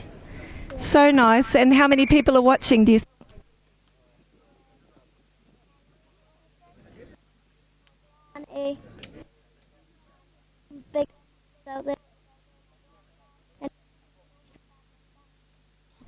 That's really a lot of supporters. Okay, I lose connection, but we're going to move away. Sorry about that, Jen. A bit too far back. A lot of people tuning in from around the world. Albie J. Stubbs, kart number 96. He injured his hand in a nasty crash, but he's been really toughing it out all the way through. I mean, these drivers, so Arlo Gamble, Arthur Bowers and Oliver Woodall were all 7 at the start of the year, and they are now racing at this level. But yeah, at the front there, Ava Lawrence. Is Ava, ask Ava if she's going to be, well, I'm not going to ask Ava anything because they're about to go racing, but is Ava going to win on the road? Is she going to win for the girls? That's the question we got to ask. Let's see. You going to win for the girls, Ava? Yes, she said she is. She gave us the nod. That's all that matters. She's got her finger on the button. She's ready to go. Hello, Keish Moyes. Bring the noise, Keish Moyes. A driver watching who's been to the grand finals. People tuning in that are absolutely brand new to karting. The Rotax Grand Finals, if you look up, type into YouTube. When you finish watching this, obviously, not now, remember this, Rotax Grand Finals, some of the films that are made about that event are mind-blowingly good. World-class films, world-class cinematography to show the journeys that these drivers are on. These are the youngest members of the Rotax family, 8 years to about 10, 11, warming the tyres, completely against the rules, but well, you know, you can't give everyone a penalty. They're just checking their steering. They're not warming their tyres. They're checking their steering works. Road to ice cream shop. Yes, route to the ice cream shop. Let me get through. Ava Lawrence and Guido Ebegenyi on the front row. Charlie Page, Jamie Septier on row 2. Albie J. Stubbs, Benedictus Masiokas, row 3. Dean Pahal, Connor Haufer, row 4. Jan Wozniak, Harris Barber, row 5. Samar Chopra, Franisek Malik, row 6. Luka Radenkovic and Jules Chesh. Then Alfie Garrett, Noah C. Hopefully Alfie's family, who Kerry Probert, was trying to watch it quietly in work. Well, don't know about that's going to be any use to you. You're going to be actually jumping up and down at your desk. Vicente Silva from Portugal, he was having support online earlier on as we look for the next driver. That is Toby Biggs, Dax Farah, Timoteo Pieta. Then it is Arlo Gamble, Chloe McGill, Pedro Faria, Marjan Dokic from Montenegro. Then Albert Ferro, Makita Zakharchenko, Elia Dekrida, then Kenzo Greenhut, Nikola Radatic, Oliver Woodall, George Piala, Mikhailo Burda, Arthur Bowers and Maximilian Rachkovsky. There's the biggest, well, you can't see it, Guido Ebegenyi in kart number 13 for MLC Motorsport. The biggest smile in British karting, in the world karting rather. And some of these drivers have got fans from all over the world. I get a message from a fan of Dean Pahals who lives in Italy, who watches British karting and just enjoys watching the drivers and is a fan of Dean Pahal as we go into the tram line and we go racing once again. Allez, Eva Lawrence qui est parti, qui a lancé cette manche qualificative et qui va garder pour l'instant la trajectoire idéale pour ressortir du virage numéro 1 aux avant-postes. Derrière, en revanche, c'est très très serré, ça se bouscule un petit peu, mais pour l'instant tout le monde passe sans problème. C'est bien là le principal, et on a toujours Jenny qui est en deuxième position, la première ligne qui a gardé sa hiérarchie avec Eva Lawrence et Guido Ebegenyi qui reste en deuxième position avec Charlie Page juste derrière en troisième position. Yeah, Guido Ebegenyi, mum is from Serbia, dad is from Mexico, lives in the UAE and about to move to Italy. He's a very, and again, he's such an engaging young man. Well, he's going to have to engage in battle with a driver that he knows very well from the UAE Rotax Max Challenge, which again is going to be live streamed this year, the Rotax Invitational in September. New development out in the UAE, so we'll get your entries in for that one. Guido Ebegenyi and Ava Lawrence battle all season regularly. Warning flag for Samar Chopra, as the field again has been very, very sensible through the first 2 laps. Charlie Page has 134 points, as 135 as things stand. Ava Lawrence second, Albie J. Stubbs third, Benedictus Masiokas fourth, Dean Singh Pahal fifth. That's the point standings. They will change the order as each position changes on track, and we have got live point standings up here in the commentary box as we look at Masiokas chasing Pahal. Ebegenyi now has the race lead. Lawrence, Page, Jamie Septier, For France is P4, then Pahal 5th. Watch Page and Septier move past Lawrence. Great Micromax driving. That is with Pahal and Stubbs next in line. Et Charlie Page est passé en deuxième position parce que derrière ça s'anime un petit peu. Derrière Ebergeni qui a pris le leadership, et bien Charlie Page est en deuxième position. Et derrière c'est très très serré. On voit que Ava Lawrence est maintenant aux alentours de la 6e position, 6e ou 7e position. Ça a été très très disputé à l'entrée de ce nouveau tour. Et pour l'instant les positions ont quelque peu évolué. On va attendre que tout le monde repasse sur la ligne de chronométrage pour faire le point, parce que là franchement ça a bougé dans tous les sens. Ici on voit le numéro 23, c'est Singh Pahal qui était pointé 5e et qui est dans l'aspiration de Benedictas. Alors le nouveau passage, Ebergeni, Charlie Page et Jamie Septier. Voilà, c'est ce qui me semblait, mais j'attendais confirmation. Le français Jamie Septier, donc le numéro 86, est 3e. Now, Jamie Septier, we've been talking a lot about the drivers from the UK, from the UAE.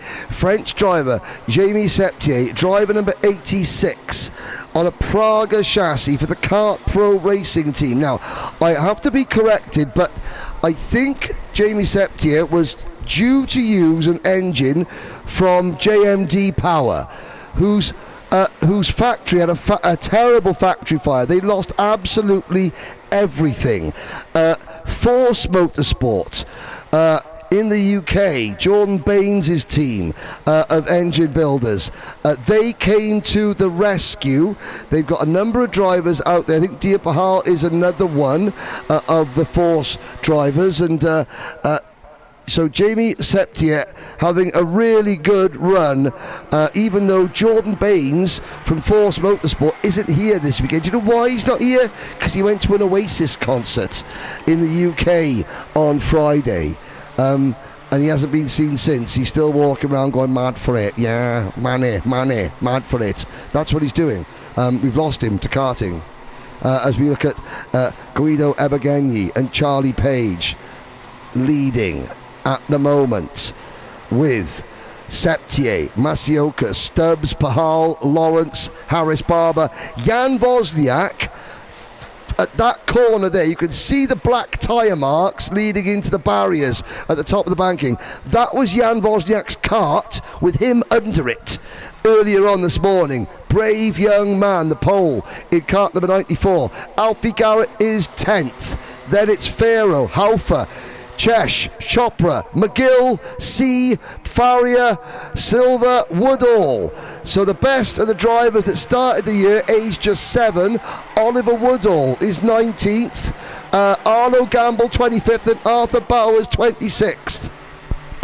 Et Charlie Page toujours en deuxième position dans l'échappement d'Ebergeni, qui attend peut-être son heure pour porter l'attaque fatidique qui lui permettra d'aller chercher la victoire, alors que derrière dans le groupe de chasse entre Singh Pahal, Lawrence, Barber et Wozniak, c'est plus que chaud bouillant. Là on a les quatre qui sont roue dans roue, et à mon avis la hiérarchie est loin d'être définitive. Alors pour l'instant aux avant-postes on a toujours évidemment Ebergeni qui avec son kart numéro 13 mène la danse.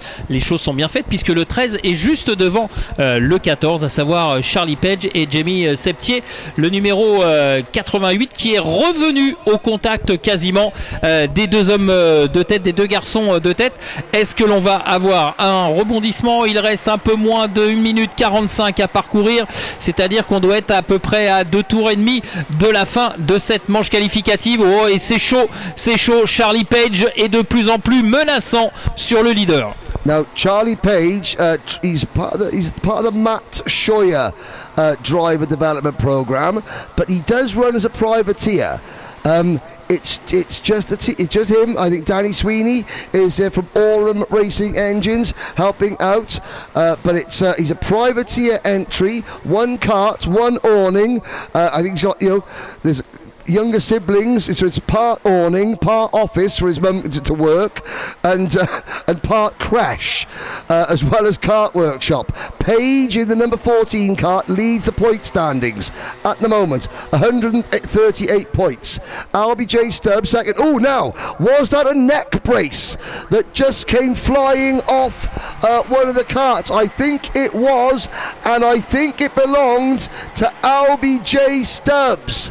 There is LBJ Stubbs already nursing a injured hand, and now no neck brace, which has come flying off. I don't know if that will cause an issue in post-race scrutineering. He obviously had it on going out. It's mandatory, you have to wear one, but it has fallen off. It's at the side of the final corner. We've got 10 seconds to go. Here are your top four. Stubbs in third, looking at Charlie Page for P2. Septier is right there. What a drive. Jamie Septier fourth. Masiokas is fifth. Then a gap back to Pahal, Garrett, Lawrence, Farrow and Barber. That is your top 10. Guido Ebergenyi. Charlie Page est passé en tête à l'attaque du premier virage. Charlie Page qui prend les commandes devant Ebergenyi, et derrière, eh bien, c'est oh là là là là, c'est chaud bouillant entre les quatre garçons là qui sont aux avant-postes, avec Septier qui pour l'instant ferme la marche, mais finalement cette position elle est peut-être la meilleure, parce que j'ai l'impression que devant ça va encore se frictionner et il pourrait bien en profiter. Le Français pour l'instant, Charlie Page, donc mène la danse. Nous sommes dans le dernier tour. Attention au bout de la ligne droite au freinage avant le virage du Technopark. Now, here's the battle of the lead. Page defends. Ebergenyi, watch Stubbs try to do the crossover now. And Masiokas catches them. It's a 5-kart train. Behind them, Dian Pahal's trying to hold off about 10 karts. Masiokas passes Septi on the run to the line. 3 wide. Who gets it? Page by 0.07 of a second for Charlie Page. LBJ Stubbs P2. Guido Ebergenyi slips to third at the end. Benedictus Masiokas passes Jamie Septier on the run to the line. Dian Pahal 6th, Ava Lawrence 7th. Then we have Albert Farrow, Alfie Garrett, Kerry Probert can go back to work now. Hope your boss didn't catch you watching in the office. Albert Farrow, Harris Barber 10th, Connor Haufer, Jan Wozniak, Samar Chopra, Jules Chesh, Noah C, the top 15, Pedro Faria from Brazil 16th, Chloe McGill 17th, Dax Farah, Vicente Silva, Maximilian Rachkovsky, Toby Biggs, Franisek Malik, Timothy Pieta, Kenzo Greenhut. Now the youngster, the really young drivers, Arthur Bowers 25th, Arlo Gamble 26th, then Luka Radenkovic and Mikita Zakharenko. And look at that, all 34 drivers running at the end. Back to Oliver Woodhall, who at one point was right up in near the top 20, has fallen down. Now, you look at that race, and if you're new to karting, you look at that, and then look at the drivers getting out of the kart. This is an adult sport in everything about it. The only thing is, the vast majority of participants here are children. Okay, Kerry Probert's boss, you can turn the volume up now. I apologise on Kerry Probert's behalf. Please don't demote her or give her a written warning or send her to HR. She was watching Alfie Garrett finish 8th in an international go-kart race. Signed, Rotax. There we are.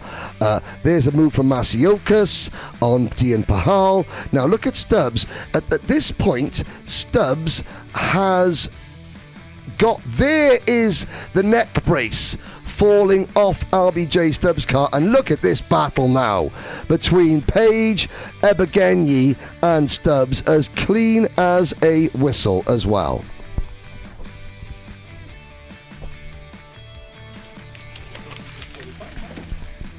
I'm not sure what the scrutineering team will say.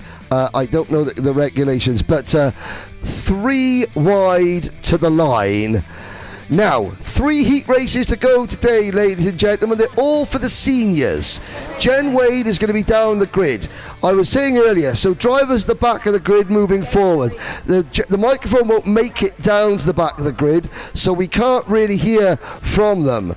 But Sean Butcher has made up 101 places in 4 races. Lewis Gilbert, 81 places in 4 races. Tom Langlois, 73 places in 4 races. That is impressive. Jen, lots to talk about. Not every one of the senior drivers will make the superheat. There are 108 entries, only 72 places in tomorrow's superheat. So we are saying goodbye on track to some of these drivers in the next 3 races. There are a few making that, so I guess not interested to talk to me. Are you?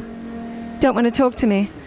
Okay. Don't give him a choice. Tell him to shove a microphone under his hooter and tell him to speak. Okay. Who is he? I'll speak to him now. Right, come here, young man. PD cards. Go on. You don't speak English? Which language? French. Okay, tell us in French about your weekend so far, your week so far. How is it going?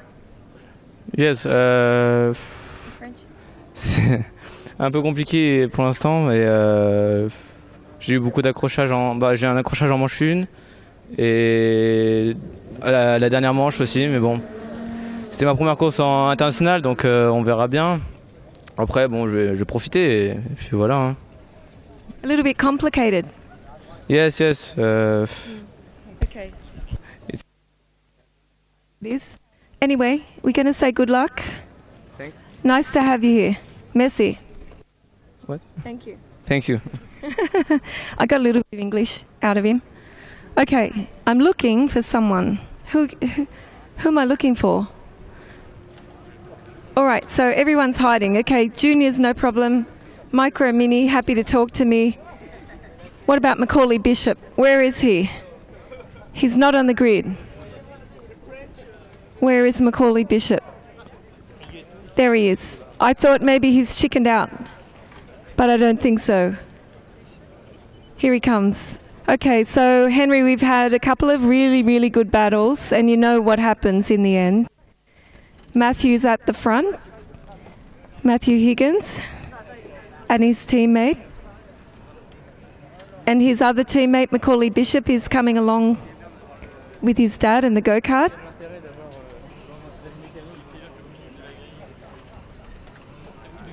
And if we just watch here, we will see.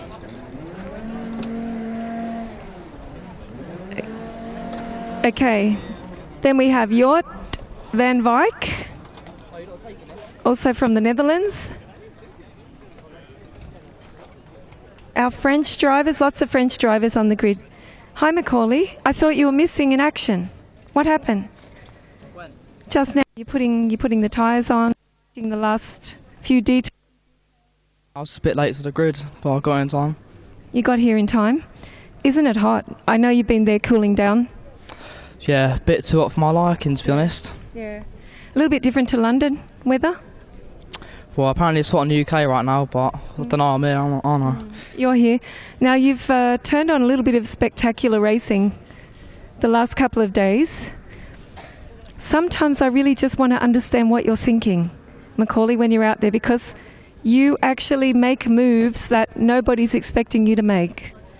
Maybe you can just give us a little bit of insight into what's happening when you're out there. What are you thinking? You're sitting with these guys, understanding what they're doing, strategy, just a little bit, because we've known you since you're little tiny Tucker at the grand finals. You almost won it the first time you showed up. What can you tell us? Not a lot. I mean, if I see a gap, I'll just go for it and pray it works out. But if it don't, then I crash. But most of the time it does. So just try and keep myself out of trouble. I'd say you're one of those guys on the edge. Yeah, that's where I feel comfortable. Okay, for anyone in front of him, that's where he feels comfortable, on the edge. But Macaulay really sometimes overtaking is impressive. There's a lot of drivers that would like to do that, but they hesitate. What happens? How did you get to that point where you don't hesitate? Just, I don't know, just it's kind of natural. It is natural. Lots of driving, lots of experience, I think, from when you're young. And of course you're driving always in the UK against some of these guys that are unbelievable. They're driving nearly every week. Yeah, so it's quite aggressive in the UK. So, I mean, if you ain't overtaken, then you're getting overtaken. That's pretty much the rule. So yeah, we just carry it over to when we race against European people. And how old are you now? 16. 16. Okay, so there we go. A little bit of insight into Macaulay Bishop, because really, if you watch him on the racetrack, you never know when he's going to show up, which side, inside, outside, but usually on the white line. Yeah, hopefully I'm doing the overtaking, not getting overtaken, but I mean, anything can happen. Anything can happen. We appreciate your time, because it's an interesting conversation always with Macaulay. And okay, so who else have we got here? Oh my goodness, look at that panel. That's spectacular. Casper, how are you? I'm fine. You're fine. That is really fancy. Is that your own design? No. It's beautiful. That's cosmic design. Fantastic. Very, very nice. Okay, how's everything going? Not fine. Okay, it's not fine. So let's just talk about what you're going to do tonight. Have dinner, relax a little. Go ahead and gain some positions. Of course, you're going to go ahead and gain some positions, and we're going to say good luck. Keep your head down, because he's so tall. Waiting for it to rain, I guess. Alrighty, who else have we got here? Who's on the grid? Yeah, there's Christopher. Hi, Chris. He's not looking. Sean Butcher. Sean, I think... 101 overtakes in 4 races, Jen. More overtakes than in the history of National Trophy. Sean Butcher. Hiding underneath the hat. More overtakes than anyone in the history of the International Trophy, I think, Sean. I know you said you wanted a challenge, but this is not the kind of challenge I guess we expected. How's it going? How's it going? Henry said more overtakes than probably anyone in the history of the event. Yeah, I mean, still got a few more to go to get to the end goal, but yeah, it's been good so far, so hopefully just keep riding it. Because for anyone that doesn't know, seeing we weren't live, there was a little bit of a problem in qualifying when the gate has a limit when you can go out, and if you're not out in that time, within a few minutes, then obviously you go down to the bottom. So now you've had to work your way back from here. But you're feeling good? Still feeling good. Hopefully this. Okay, all the Aussies there, and British drivers as well. He's kind of an Aussie / British. Okay, alrighty, we're going to move to the front of the grid. I think, if I'm honest, Henry, there's a little bit of tension, because we know that this is the point where some of the drivers of more than 100 will actually go home. Well, they won't go home, because we're going to have the driver's presentation, which you can watch on social media. Yeah, interesting, some good bucket hat game by a lot of people here, I have to say. Impressive bucket hat game. Jen, there's a couple of mechanics. Have you spotted a mechanic with a particularly good bucket hat? Because it's always good to get the mechanics on the live stream, because they love talking, really, honestly they do. Find a good bucket hat. Okay, I found it. It's here, Colombia. No, it's not me. I'm not Colombian. No, but on your hat. We were only looking at your hat. Yeah. There you go. Excellent, excellent. Okay, there's the bucket hat to rival Sean Butcher. Yes, good colour scheme there. It's interesting.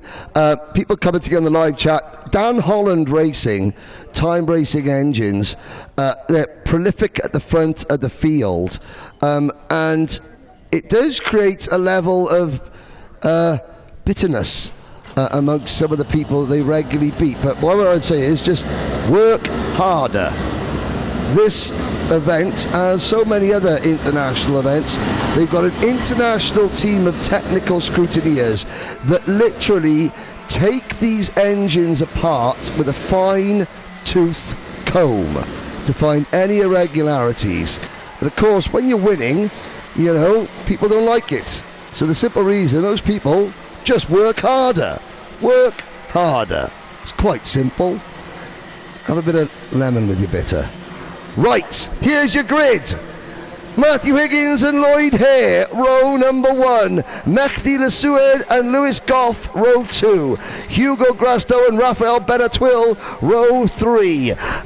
Oscar Gucho and Thomas Verheyen, row 4. Jort van Wyk and Ruben Verheyen, row 5. Raphael Moreau and Matteo Bordier, row 6. Macaulay Bishop and Ollie Wise, row 7. Row 8, Flynn Fitters and Baptiste Mounier. Row 9, Manolo Sondin and Andy Bouillon. Casper Sitko and Tilian Fernandez, row 10. Then it's Gabriel Jimenez Serrano and Esteban Pichard Tortelier. Sadly, no Lola Gervais. So we have Alexandra Piquet next, Hugo Vedi, Tino Potier, Hugo Rochion, no Lex Quintons, Lewis Comin, Christopher Hulse, Nolan Amore, Sean Butcher, Kai Veach, Anis Tazi, James Tester and Clement Outran. Et c'est parti avec Matthew Higgins à l'intérieur et qui va plonger en tête dans le premier virage avec à ses côtés Lloyd Hare. False start. False start. Effectivement, j'avais pas vu le départ qui n'a pas été validé par la direction de course et du coup on repart pour un tour de formation, un tour de mise en place et on espère que cette fois eh bien ça fonctionnera. So hopefully well, Lex Quentins, he was invited to leave by the stewards yesterday for an incident in Parc Ferme. Lola Gervais, the G-Kart 53 team, we hope Lola is okay. She had an accident yesterday, rolled the car, hobbling around this morning, and was involved in that huge accident early this morning with 4 karts on the main straight, 3 karts getting airborne. All the drivers are okay, but Lola's team probably running out of equipment. It's a real shame for Lola, who was driving really, really well up to that point. Now, at the moment, Matthew Higgins, 194 points. Tino Sidler, 188. Simon Perigny, 185. Lewis Goff, 182. That will change when the race begins. Won't be able to, you know, I can't see who's down in 70th, that position, those positions where you may not make the superheats. Here we go then, into turn number 1. Higgins, Mehdi Lesued, what a move from the Sony kart driver from France. And drivers again, and that's a big one. Somebody has parked the marshals there very, very quickly, and the 2 drivers involved. 1 kart barrel rolling through the air, landing on top of another, and well, okay, both drivers standing up, and the driver there in white, red and black, he was over and he helped lift his kart off Ollie Wise. Ollie Wise is okay, and well done to 384 Matteo Bordier for the TTC Racing Team. Very sporting indeed. Oh, Mehdi Lesued with a problem. Mehdi Lesued running wide. I think that could be a mechanical issue. It's all gone wrong for Lesued, and I'm looking up to see who is in the race lead.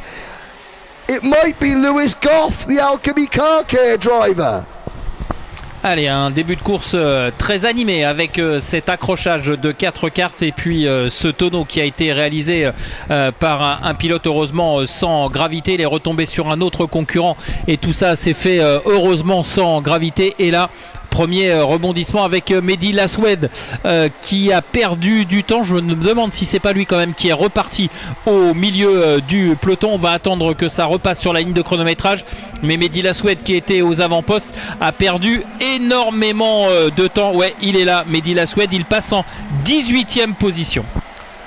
Now, Manolo Sondin also out of the race, sadly. But again, absolutely fine. He has had a part of the same incident that took out Wise and Bourdier. Up at the front, it is Goff, Lloyd here, Bishop already up 10 spots to third. Benatui is next, followed by Raphael Moreau, Thomas Verheyen, Hugo Grasto. Well, we got a British 1, 2, 3, but then France in 4th, 5th, 7th, 8th, 9th, 10th, 12th, 13th, 14th. A lot of French. Matthew Higgins has dropped to 8th. Now, Mehdi Laswed carries on in 11th. Lewis Goff currently leads the point standings, but of course that will only become clearer during the next two heats once every other driver completes their third and fourth. And where is Sean Butcher? He's already gained 17 more places for Sean Butcher with no nose cone penalties. He's done it as clean as a whistle. Butcher on course to potentially make 120 places up in 5 races. Remarkable. Allez, il y a une grosse bagarre là au milieu du peloton, notamment avec les pilotes qui sont autour de la 7e place, avec Hugo Grasto, avec Matthew Higgins, avec Baptiste Meunier. Et puis derrière, on voit Mehdi Laswed qui est en train de revenir. Il était 10e. Il va se mêler à la lutte pour cette 7e place. Le voici au milieu du peloton, Mehdi Laswed, le 326.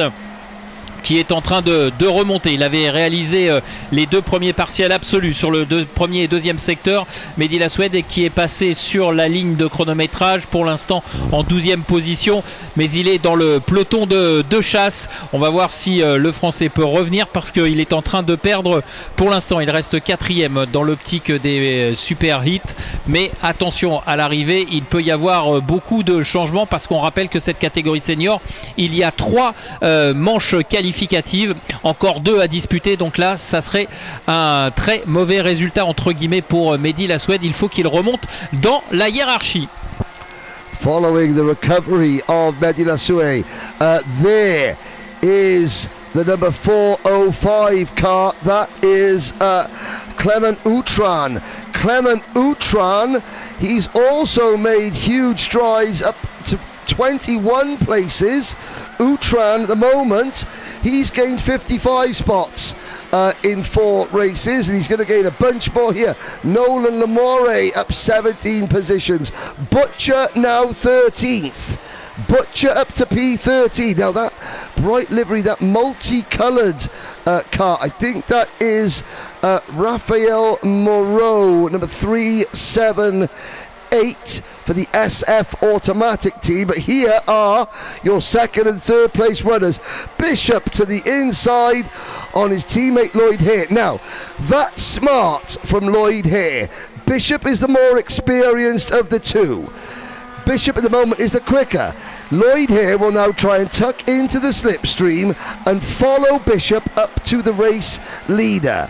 That is what they will try and do. They will use the slipstream, use the tote.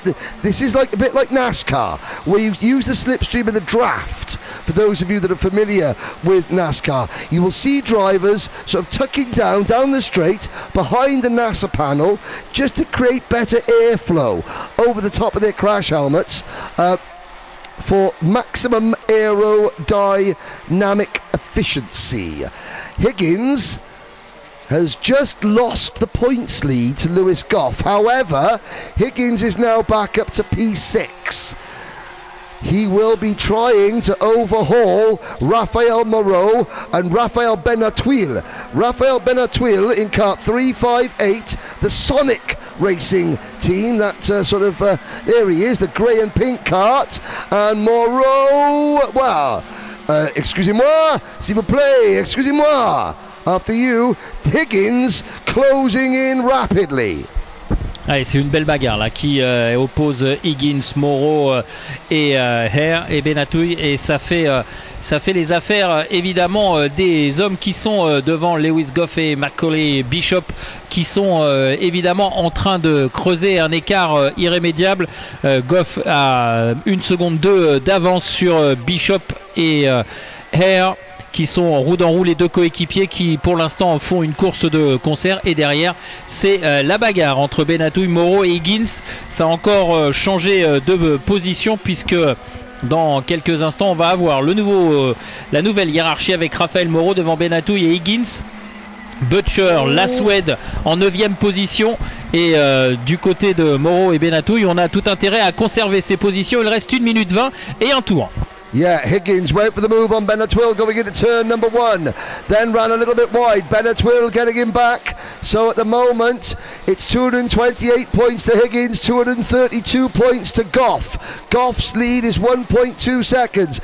Bishop on 210 points could help his teammate Higgins by catching and passing Lewis Goff. But the Sam Pollitt racing driver, the Alchemy Car Centre, Alchemy Car Care backed driver Lewis Goff, simply has too much for everybody else. Now, watch Higgins, tries the undercut, gets alongside Benatouille. Benatouille gives him room, slightly pinches him. So Higgins has to back out of it. Thomas Verheyen for the RS competition team is behind them, closing in, and Butcher is now 8th from 32nd on the grid.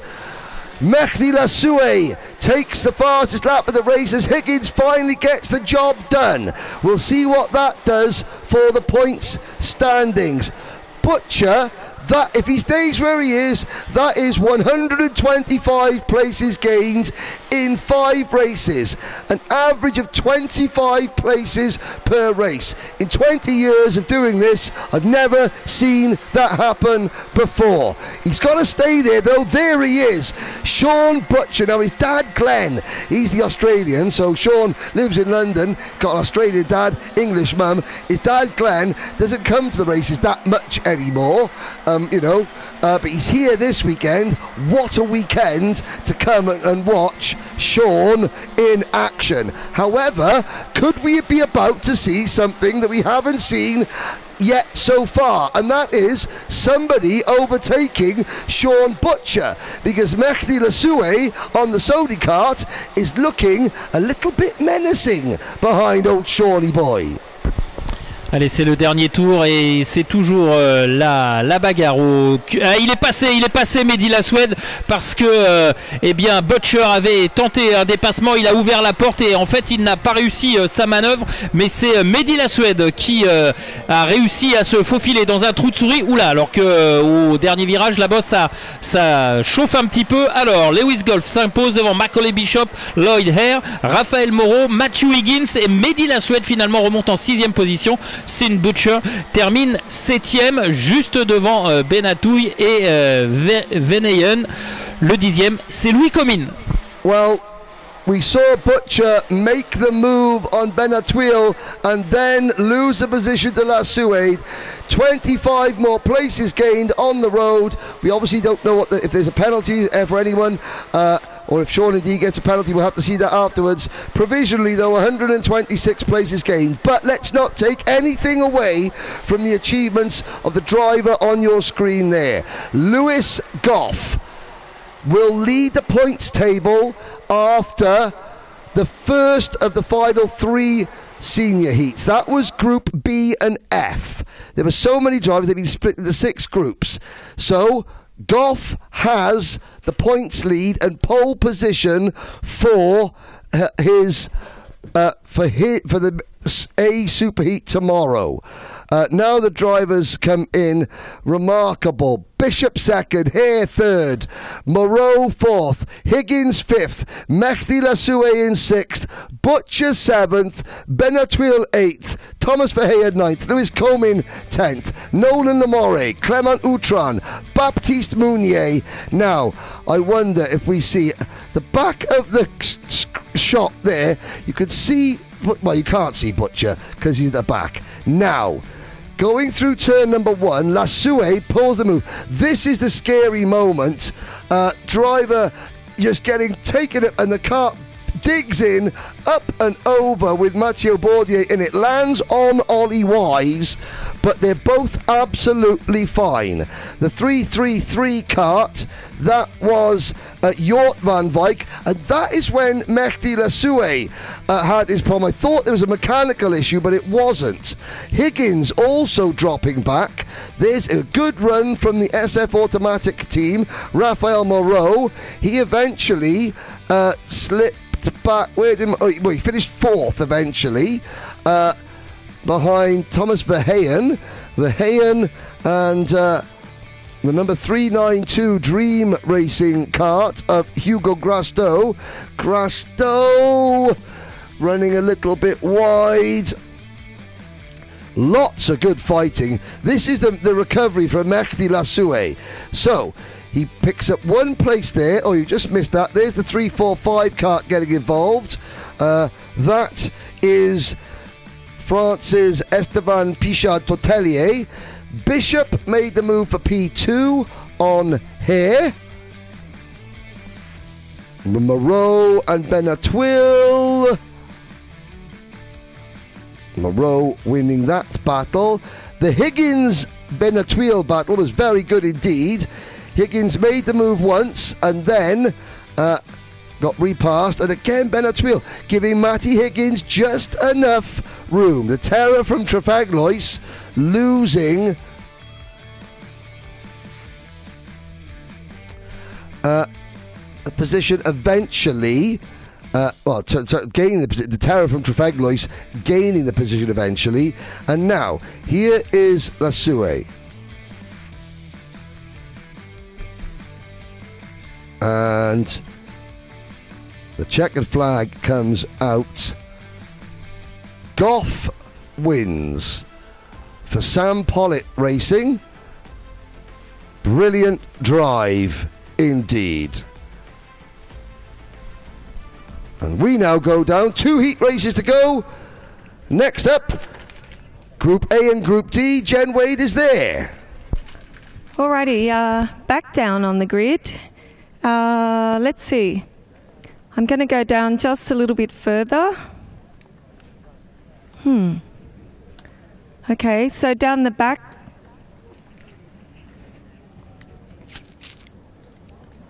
Let's have a look. Okay, so I was looking a little bit, but here he is, Charlie. Hey, Charlie, I lost you because you've got the USA flag, you're flying the flag, and I just wanted, because we haven't caught up with you, maybe you can tell us how everything's going. Yeah, not ideal to be honest so far, but just keep chipping away and we'll get there. Yeah. Alrighty, what about being here in Le Mans? Is it a special place for you? I mean, it's quite a famous circuit. Yeah, I'd definitely say for me, especially coming from America, it's definitely, I'm enjoying it being here. I only want to ask one question quickly. How often are you at home? Almost none, to be honest. I thought so. Good luck, Charlie. I wanted to find him, Henry, because he's flying the US flag, and I know we've got some people that will be tuning in this afternoon. Some people watching karting for the very first time from the United States, which is good. Now, as you know, we've got lots of drivers again from there, but the little team that could is Jack Dex Racing, and blue T-shirt mechanic Owen Neve's dad is just as probably escaping. Jack Dex Racing running the MS kart, a small but family-friendly operation Jack, Harry Hannam and Owen Neve doing a fantastic job at the front. Tino Sidler could get pole position, but Leon Hasty, one of the youngest drivers there on the outside of row 2. Leon could really, but there's look behind you with the blue t-shirt there. He's got the same hairstyle as me, i.e. not much, Jen, but just behind you, speak to Owen Neve's dad, because he loves an interview, and he'll tell you about the vibe down in the Jack Dex team. I'm looking where it is, but I can see. Okay, we've got cart 317. There's Hasty over there. Jack Dex team. Which grid number, Henry? Oh, no, don't worry about Owen. Owen's just the driver. Turn round to your right. Big blue t-shirt, bald head, towel round him, Mr. Neve. Hello. Yes, I can see him. He's waving. He's giving you a wave. Was he giving you one of those waves where he only uses one finger? I'm wondering. Here we go then, ladies and gentlemen. It's Group A and Group D. Simon Perigny from France and Tino Sidler from Switzerland on row number 1. Matthew Davern and Leon Hasty, row 2.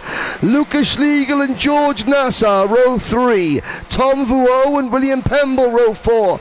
Danny, the coach, Shields, and Titouan Nescaye on row 5. Roman Saleh and Ruben Morel are next. Bastian Ottensamer, William Antrobus, Angus Scrivener and Raphael Burma, Antoine Antier and Charlie Smith, number 312, white and white and green Tony Kart for those of you watching for the USA. Adi Schmetter and Hugo Lacroix, Nathan Nambot and Owen Neve, Oliver White, Toby Lien from Canada in 24th of the grid, Pablo Estevez, Matisse Favre, Arnaud Saborin, Philippe Panier, Lewis Gilbert. Gilbert second in the overtaking standings. Second in the overtaking standings with 81 passes in 4 races. He starts on row 15 alongside Sebastian Koch. Cameron Nelson, the pride of Ponteclean, alongside Tom Bio, Rain Cairus, Jan Pinto, Arthur Roban and Yanis Martin. Do we have everyone out there? We do. Eric, let's go racing for the penultimate time today. Allez, Simon Perigny qui emmène le peloton de cette avant-dernière course de l'après-midi de ce vendredi. On est toujours dans la catégorie des seniors, 9 minutes plus un tour. Simon Perigny avec Tino Sidler à ses côtés. Est-ce que ça va être validé? Oui, c'est validé.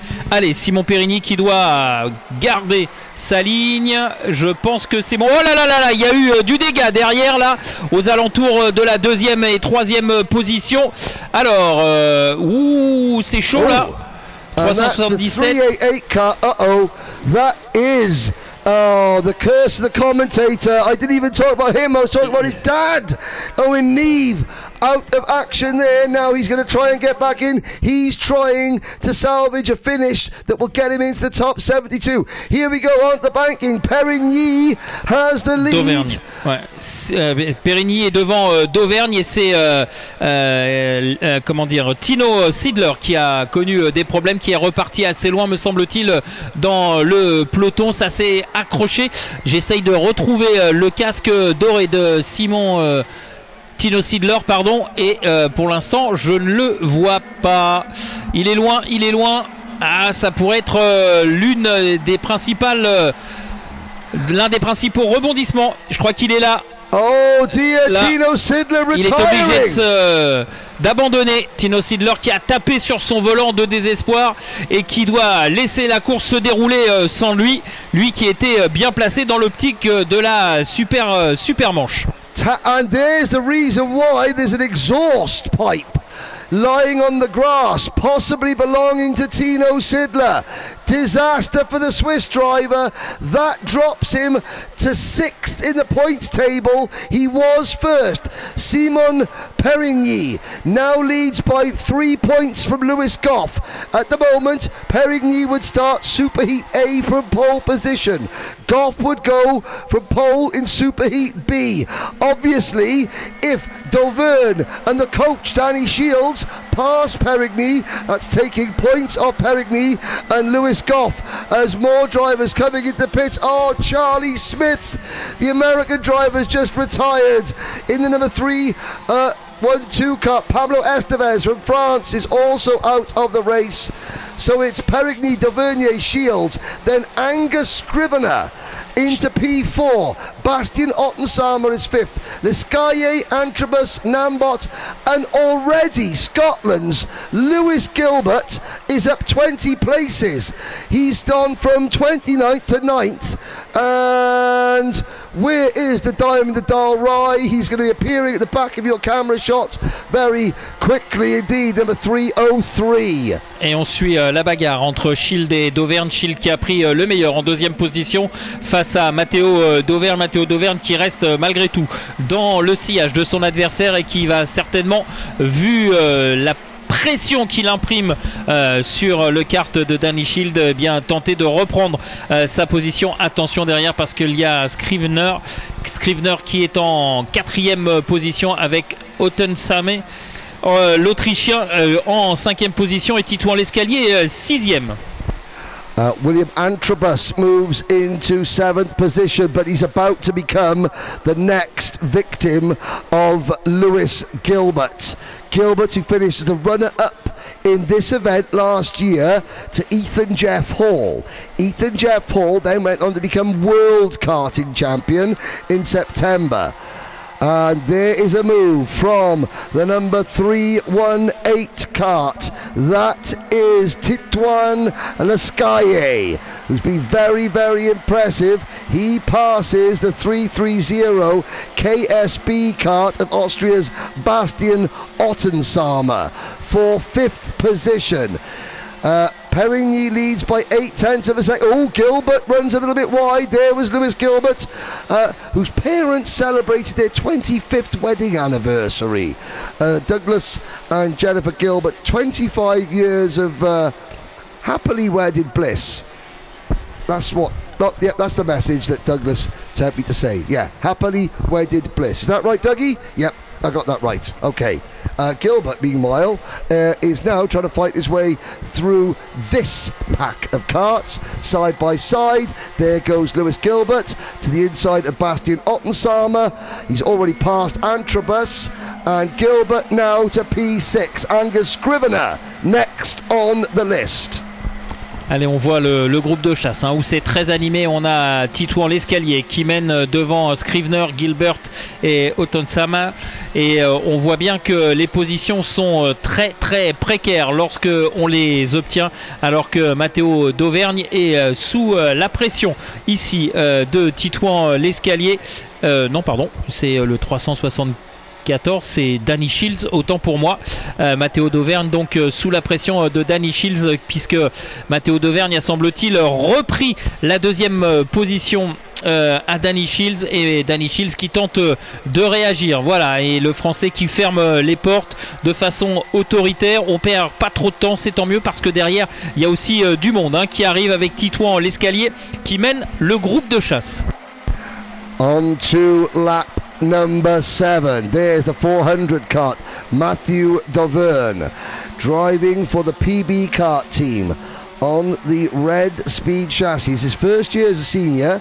He's repassed Danny Shields for 2nd position.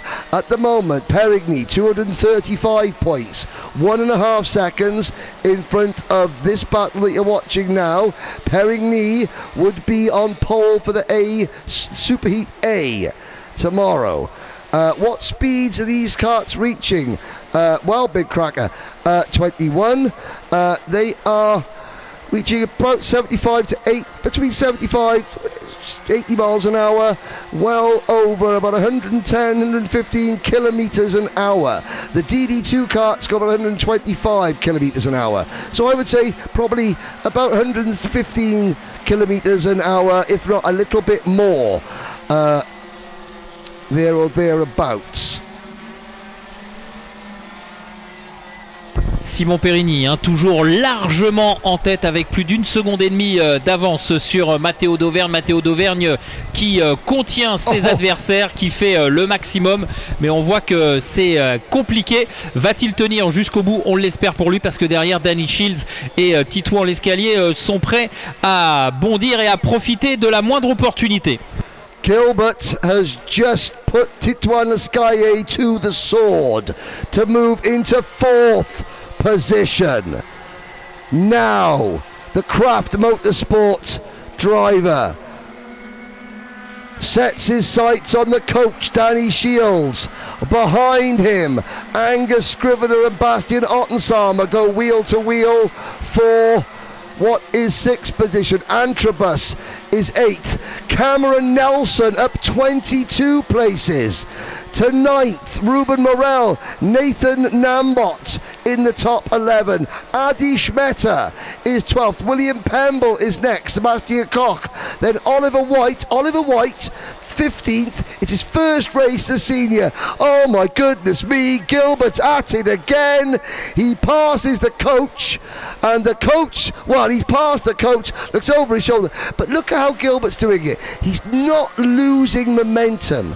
He's not staying behind drivers long enough to sort of fall into their pace. He's just catching, making one smooth move at a time, and we have got 40 seconds left on the race clock. This is an absolutely masterclass from Lewis Gilbert, a bit like Sean Butcher before him.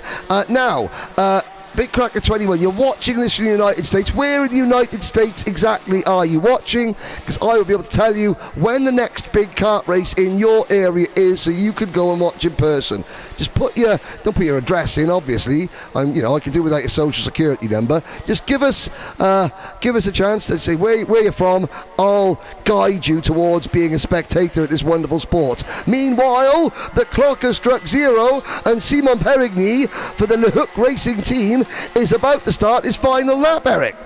Ouais, dernier tour pour Simon Perigny avec 2 secondes 4 d'avance, 2 secondes et demie même d'avance sur le reste du peloton. Et derrière, eh bien, on voit que Matteo d'Auvergne doit s'employer pour contrer Lewis Gilbert qui fait le maximum pour prendre la 2e position, mais ça ne passe pas. Attention, Matteo d'Auvergne, faut pas tout perdre. On a vu tout à l'heure que ça pouvait vite basculer dans le mauvais sens, ces situations où on est à la bagarre. Et regardez, derrière Lewis Gilbert, il y a aussi du monde qui pourrait en profiter. Attention de ne pas perdre le bénéfice de cette superbe course. Gilbert qui se fait de plus en plus pressant. Le freinage certainement au bout de la ligne droite, c'est là où ça va peut-être se faire. Et Matteo d'Auvergne qui fait jouer l'expérience aussi, qui freine tout le monde, qui a bloqué tout le paquet et qui va malgré tout conserver, on l'espère, cette 2e position. Attention à Lewis Gilbert qui se décale. Non, ça restera comme ça. 3e Gilbert, 2e d'Auvergne. Wow, that battle there at the end. What a battle there. Have to say, for second place, Simon Perigny winning by a country mile. Lewis Gilbert coming up in 3rd. Big hello to Claudia and Danielle Short watching from PF International, that area in Lincolnshire. In 2 weeks' time, not next weekend, the weekend after, you can watch the Motorsport UK British Kart Masters Grand Prix. That's on the Alpha Live YouTube channel. You're watching the 3MK Events YouTube channel. If you're in the United States, write this down. Write down Kart Chaser. That is the YouTube network that films all the North American kart racing. I can see, Big Cracker, you're from Southeast USA. It's a pretty big area. I'm imagining there's plenty of tracks in Orlando that host big events. You have got Atlanta Motorsport Park. You've got NOLA Motorsport Park in New Orleans. If you're in North Carolina, Trackhouse is your best bet. But yeah, Kart Chaser will tell you all where you need to go. Meanwhile, let's have a look at this replay. Now, Lewis Gilbert is just there. He's on the left-hand side of your screen. There's 3 drivers behind him at the start. There he is at 3:03. You just go out of view. Perigny was able to move away. That was the end of 3-5-1 Lukas Schlegel, who did get back going again. But Gilbert there just slicing and dicing all the way up to there. Right, well, if you're in New Orleans, then NOLA Motorsports Park, go and see them. Tell the Kemper family that helped run that. Tyrone Kemper Jr. is the driver. Tell his dad, Henry the commentator, says you can have a free go on the rental carts there. There you go. How's that for service? Look at this battle now. This is the closing stages. Dauvergne, all credit to Matthew Dauvergne for holding off Lewis Gilbert. Perigny leads the point standings by 3 markers over Lewis Goff. As you watch the rest of the field cross the line, Cameron Nelson, 23 places gained for Cameron Nelson, the Welsh driver. Well done there. As we now go to the final heat race of the day. Last race of the day, Jen Wade down on the grid.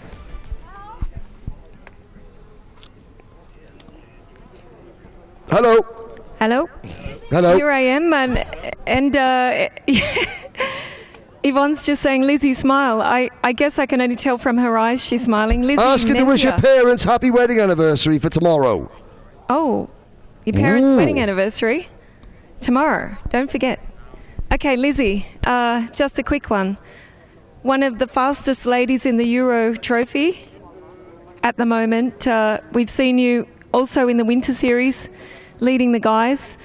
How's it going? We've had like a good start so far, I'd say. The last race wasn't very good, I'd say, but so far it's been positive. We've had pace and hopefully we can have another good heat to finish on. Mm-hmm. Racing. We got a difficult track, easy track, grippy track. How is it? I'd say it's a difficult track. We haven't had much time to learn, obviously. Don't go here often, but the difficult in the racing is hard as well, because obviously loads of different drivers in the grid and stuff, so yeah. Yeah, it's good. What about, let's have a look who's in front of you. By Hunter, I think. So you'll have to overtake him early, because is he a bit slow, or he's on the pace? No, he's up to pace, don't worry about that. I know he's on the pace. Kai Hunter, we're going to say a quick hi. There you go. Everyone watching at home, Hunter Motorsport, of course, we've got Tees Van Wyk in front of you, and of course a rookie, but he's been the champion in Euro as well, so another European leader.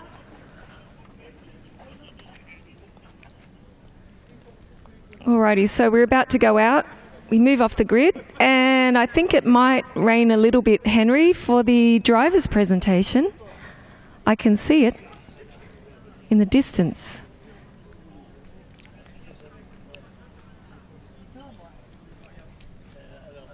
In any case, the race will be finished, so we won't have to worry.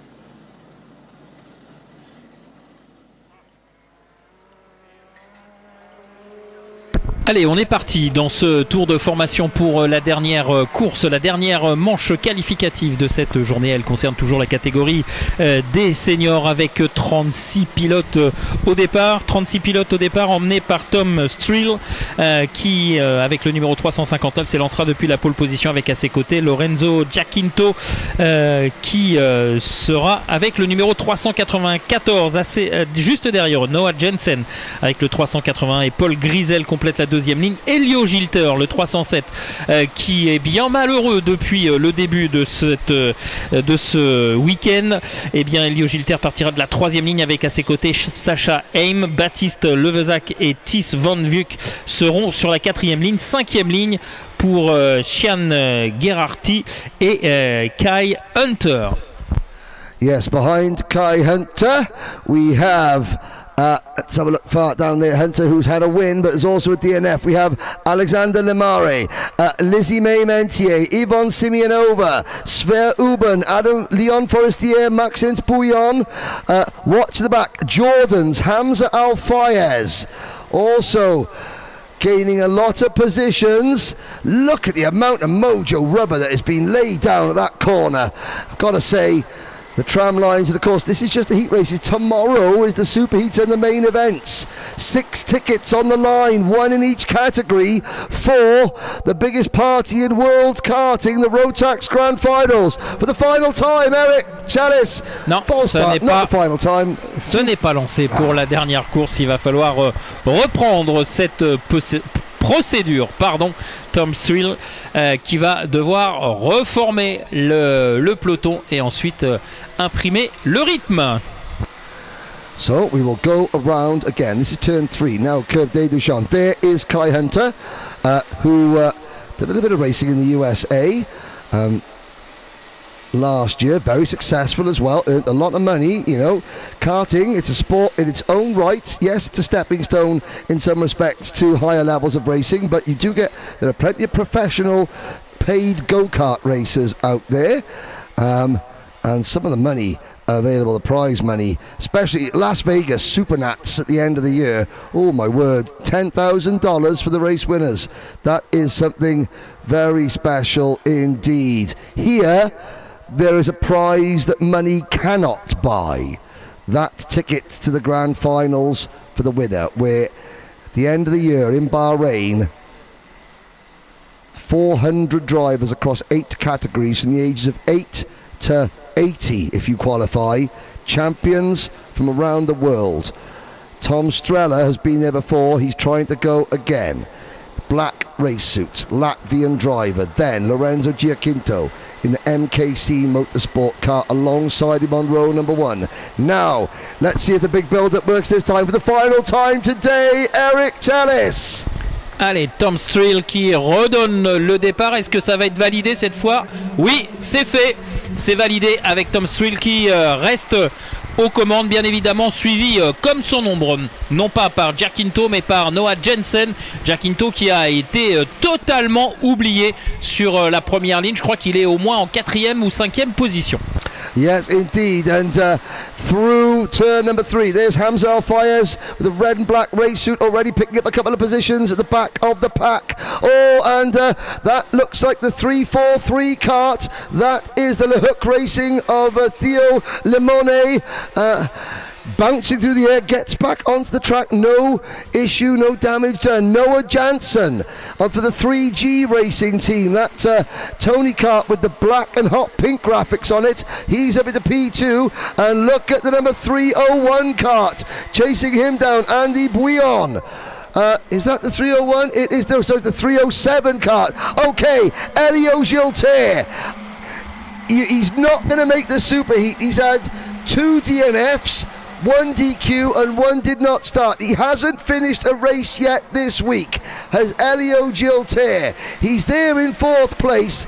He's going to be trying to go out with a bang. He's not going to make the super heat, but a win to sign off what has been a horrible week for him, apart from qualifying when he was brilliant, would be the icing on a cake that, well, it took a little while to make, but the French bakery, of which there are many here, could finally have come up trumps for Elio. Watch him in P4. Allez, on voit le groupe de tête avec Elio Gilter, le numéro 307 qui est actuellement en 4e position. Et Henry le rappelait, hein, pour l'instant il n'a pas fini une seule course ce week-end. Attention, là il y a un pilote qui est sorti, c'est le 381, à savoir Johnson qui a perdu des positions, et Giacinto c'est pareil, hein. Giacinto il est passé en 8e position, lui qui s'est lancé depuis la première ligne. On vous disait que son premier tour avait été catastrophique, et bien on en a maintenant la preuve. Alors Elio Gilter est en 3e position maintenant. Que va-t-il faire, lui, le Français qui a été le plus malchanceux?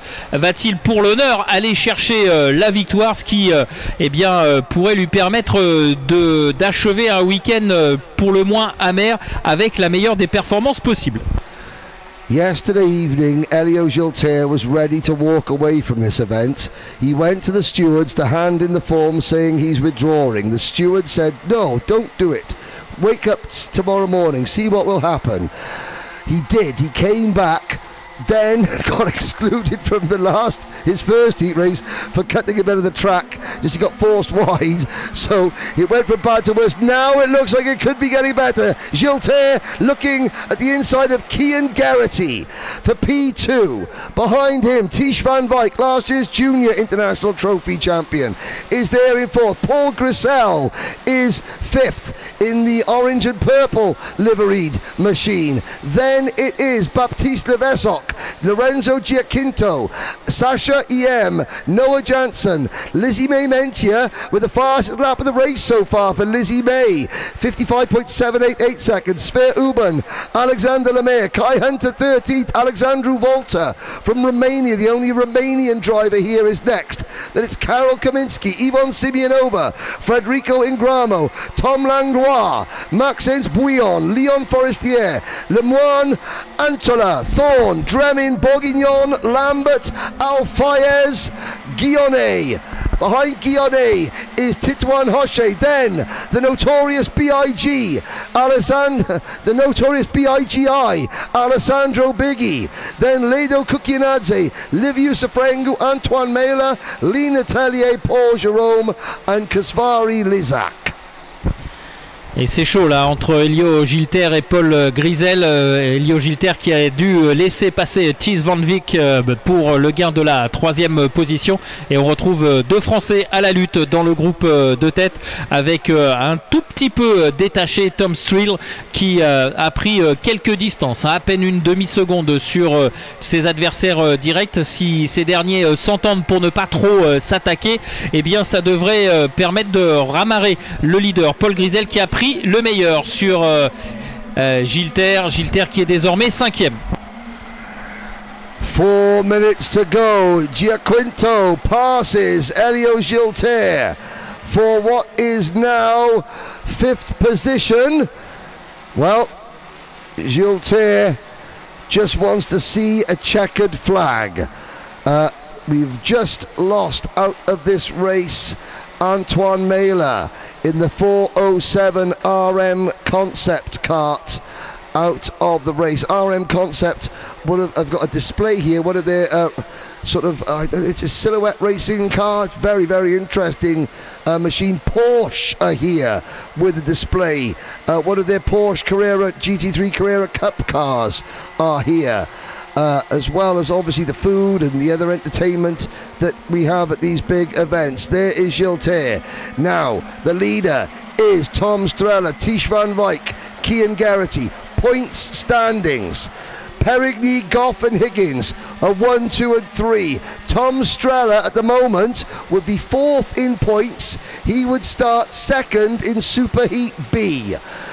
Bishop, Lassuet, Sidler and Lescalier would be on row 2 for the 2 superheats tomorrow morning. We start racing again. Eric, what is the time tomorrow morning for the start of the superheats? We'll be going live at this is Central European time. Yeah, we're gonna be live on Saturday morning around 9:20.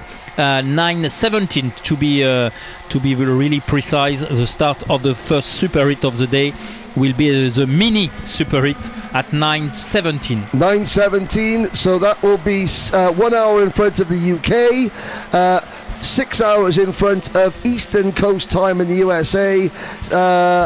Central time in the USA, 7 hours. So you better get to bed at the end of this race. Be up nice and early if you're watching in the Big Easy, for example. And I know people are. Just think of the poor buggers who are watching it in California supporting Charlie Smith. They're just going to have to stay drinking all the way through the night. On verra tout ça. Tom Strill, lui, il est en train d'essayer de voir l'arrivée en étant invaincu, dirons-nous, dans cette dernière manche. En tout cas, Thijs van Dijk est en train de revenir très fortement sur le leader qui s'était fait un petit peu la belle et qui là maintenant est en train de subir le retour du pilote néerlandais. Gerhardt est en 3e position, Paul Grisel toujours 4e. Quant à Elio Gilter, on le surveille un petit peu, hein, le français bien malheureux ce week-end, il est toujours en 6e position. Pardon. Strella defending as we go through Curve de Duchon. Now through the tight infield section, turns 5, 6 and 7. They flick left and right, flat out through turns 8 and 9. There's the flat out left-hander at turn 10. Now onto the banking. Change for 3rd position. Paul Grisel runs Kian Geraghty high up the banking. And is that Geraghty has gone for a spin? Who is that? Geraghty and possibly Lorenzo Giacinto. Where's Giacinto gone? There's another kart spun at the banking. Oh, Kian Geraghty off track. And he gets back on, but a long way down. Giacinto also falling down the order as well. And out of the race, it looks like towards the bottom, Theo Limone also coming in. So Giacinto out of the race at turn number 1. That is devastating as the clock heads towards 0. The battle for the lead's not over yet. Strella and Van Wyk. Latvia versus the Netherlands.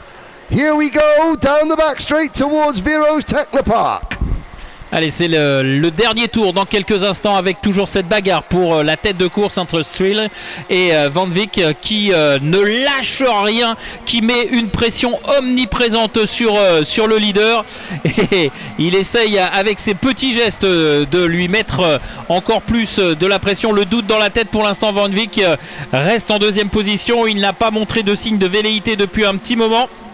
Est-ce qu'il attend la dernière ligne droite pour porter son attaque au freinage du virage du Technopark? C'est là peut-être où la décision va se faire. Mais attention, Tom Strill, il ferme bien les portes et il a de l'expérience. This is the final lap. Tong Langlois up to P7, a gain of 21 places in this race. Now we look down. Kian Geraghty has returned to the track. Where is Geraghty?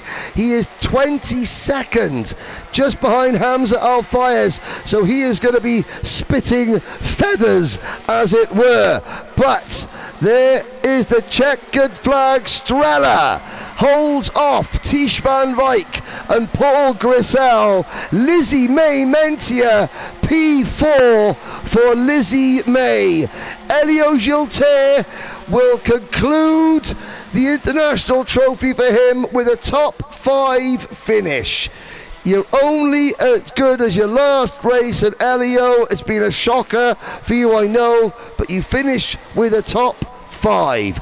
Kai Hunter, Tom Langlois, Sasha Iem, Yvonne Simeonova in the top 10. Carol Kaminski rounding out the top 10. Federico Ingramo 11th, Alexandru Volta 12th, Ethan Thorne, Rayan Bourguignon, Sver Uben, Maxes Brion, Oscar Lambert, Noah Janssen, Alexander Lemar, Leon Forestier, Kian Geraghty, Titouan O'Shea, Hamza Al-Fayez, Vivian Guionnet, Laido Kukianadze, Paul Jerome and Tiziano Antola.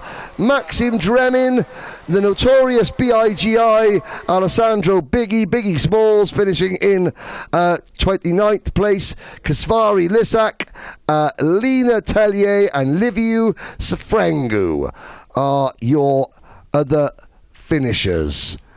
Whew.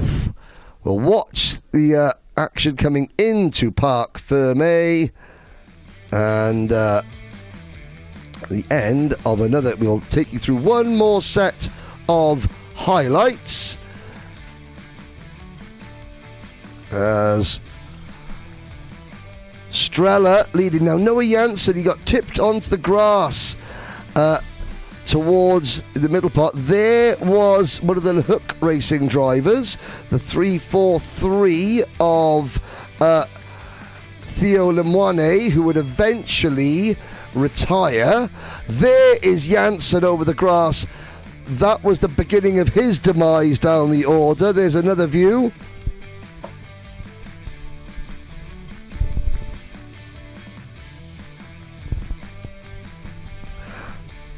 As we look at the RM concept car, and that's Alexandru Volta from Romania picking up a position. But although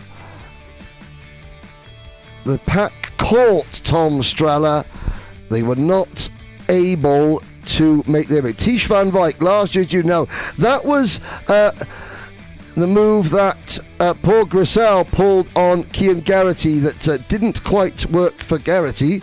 It worked for Grissel, but there is Tom Strella. Latvia have a win to end the second day of racing here at Le Mans in France. So, Eric, what a day, 20 races, some fantastic action. Yes, terrific action. We saw it in the last race, and it was a really full of action anywhere, any position. It was a huge fight between each driver, and I'm looking forward for tomorrow, because tomorrow will be a higher level for sure, a higher level of pressure. Yep. And the pressure is on. The prizes are obviously greater.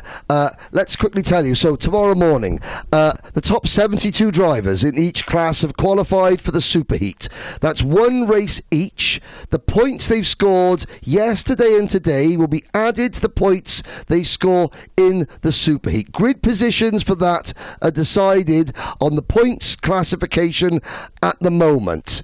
At the end of the Superheats, okay, Micromax, Minimax, and DD2 Masters. Everybody goes through to the 36 kart final, but in juniors, seniors and DD2, 72 drivers start the day. At the end of the Superheat, the 36 drivers with the most points go through to the final.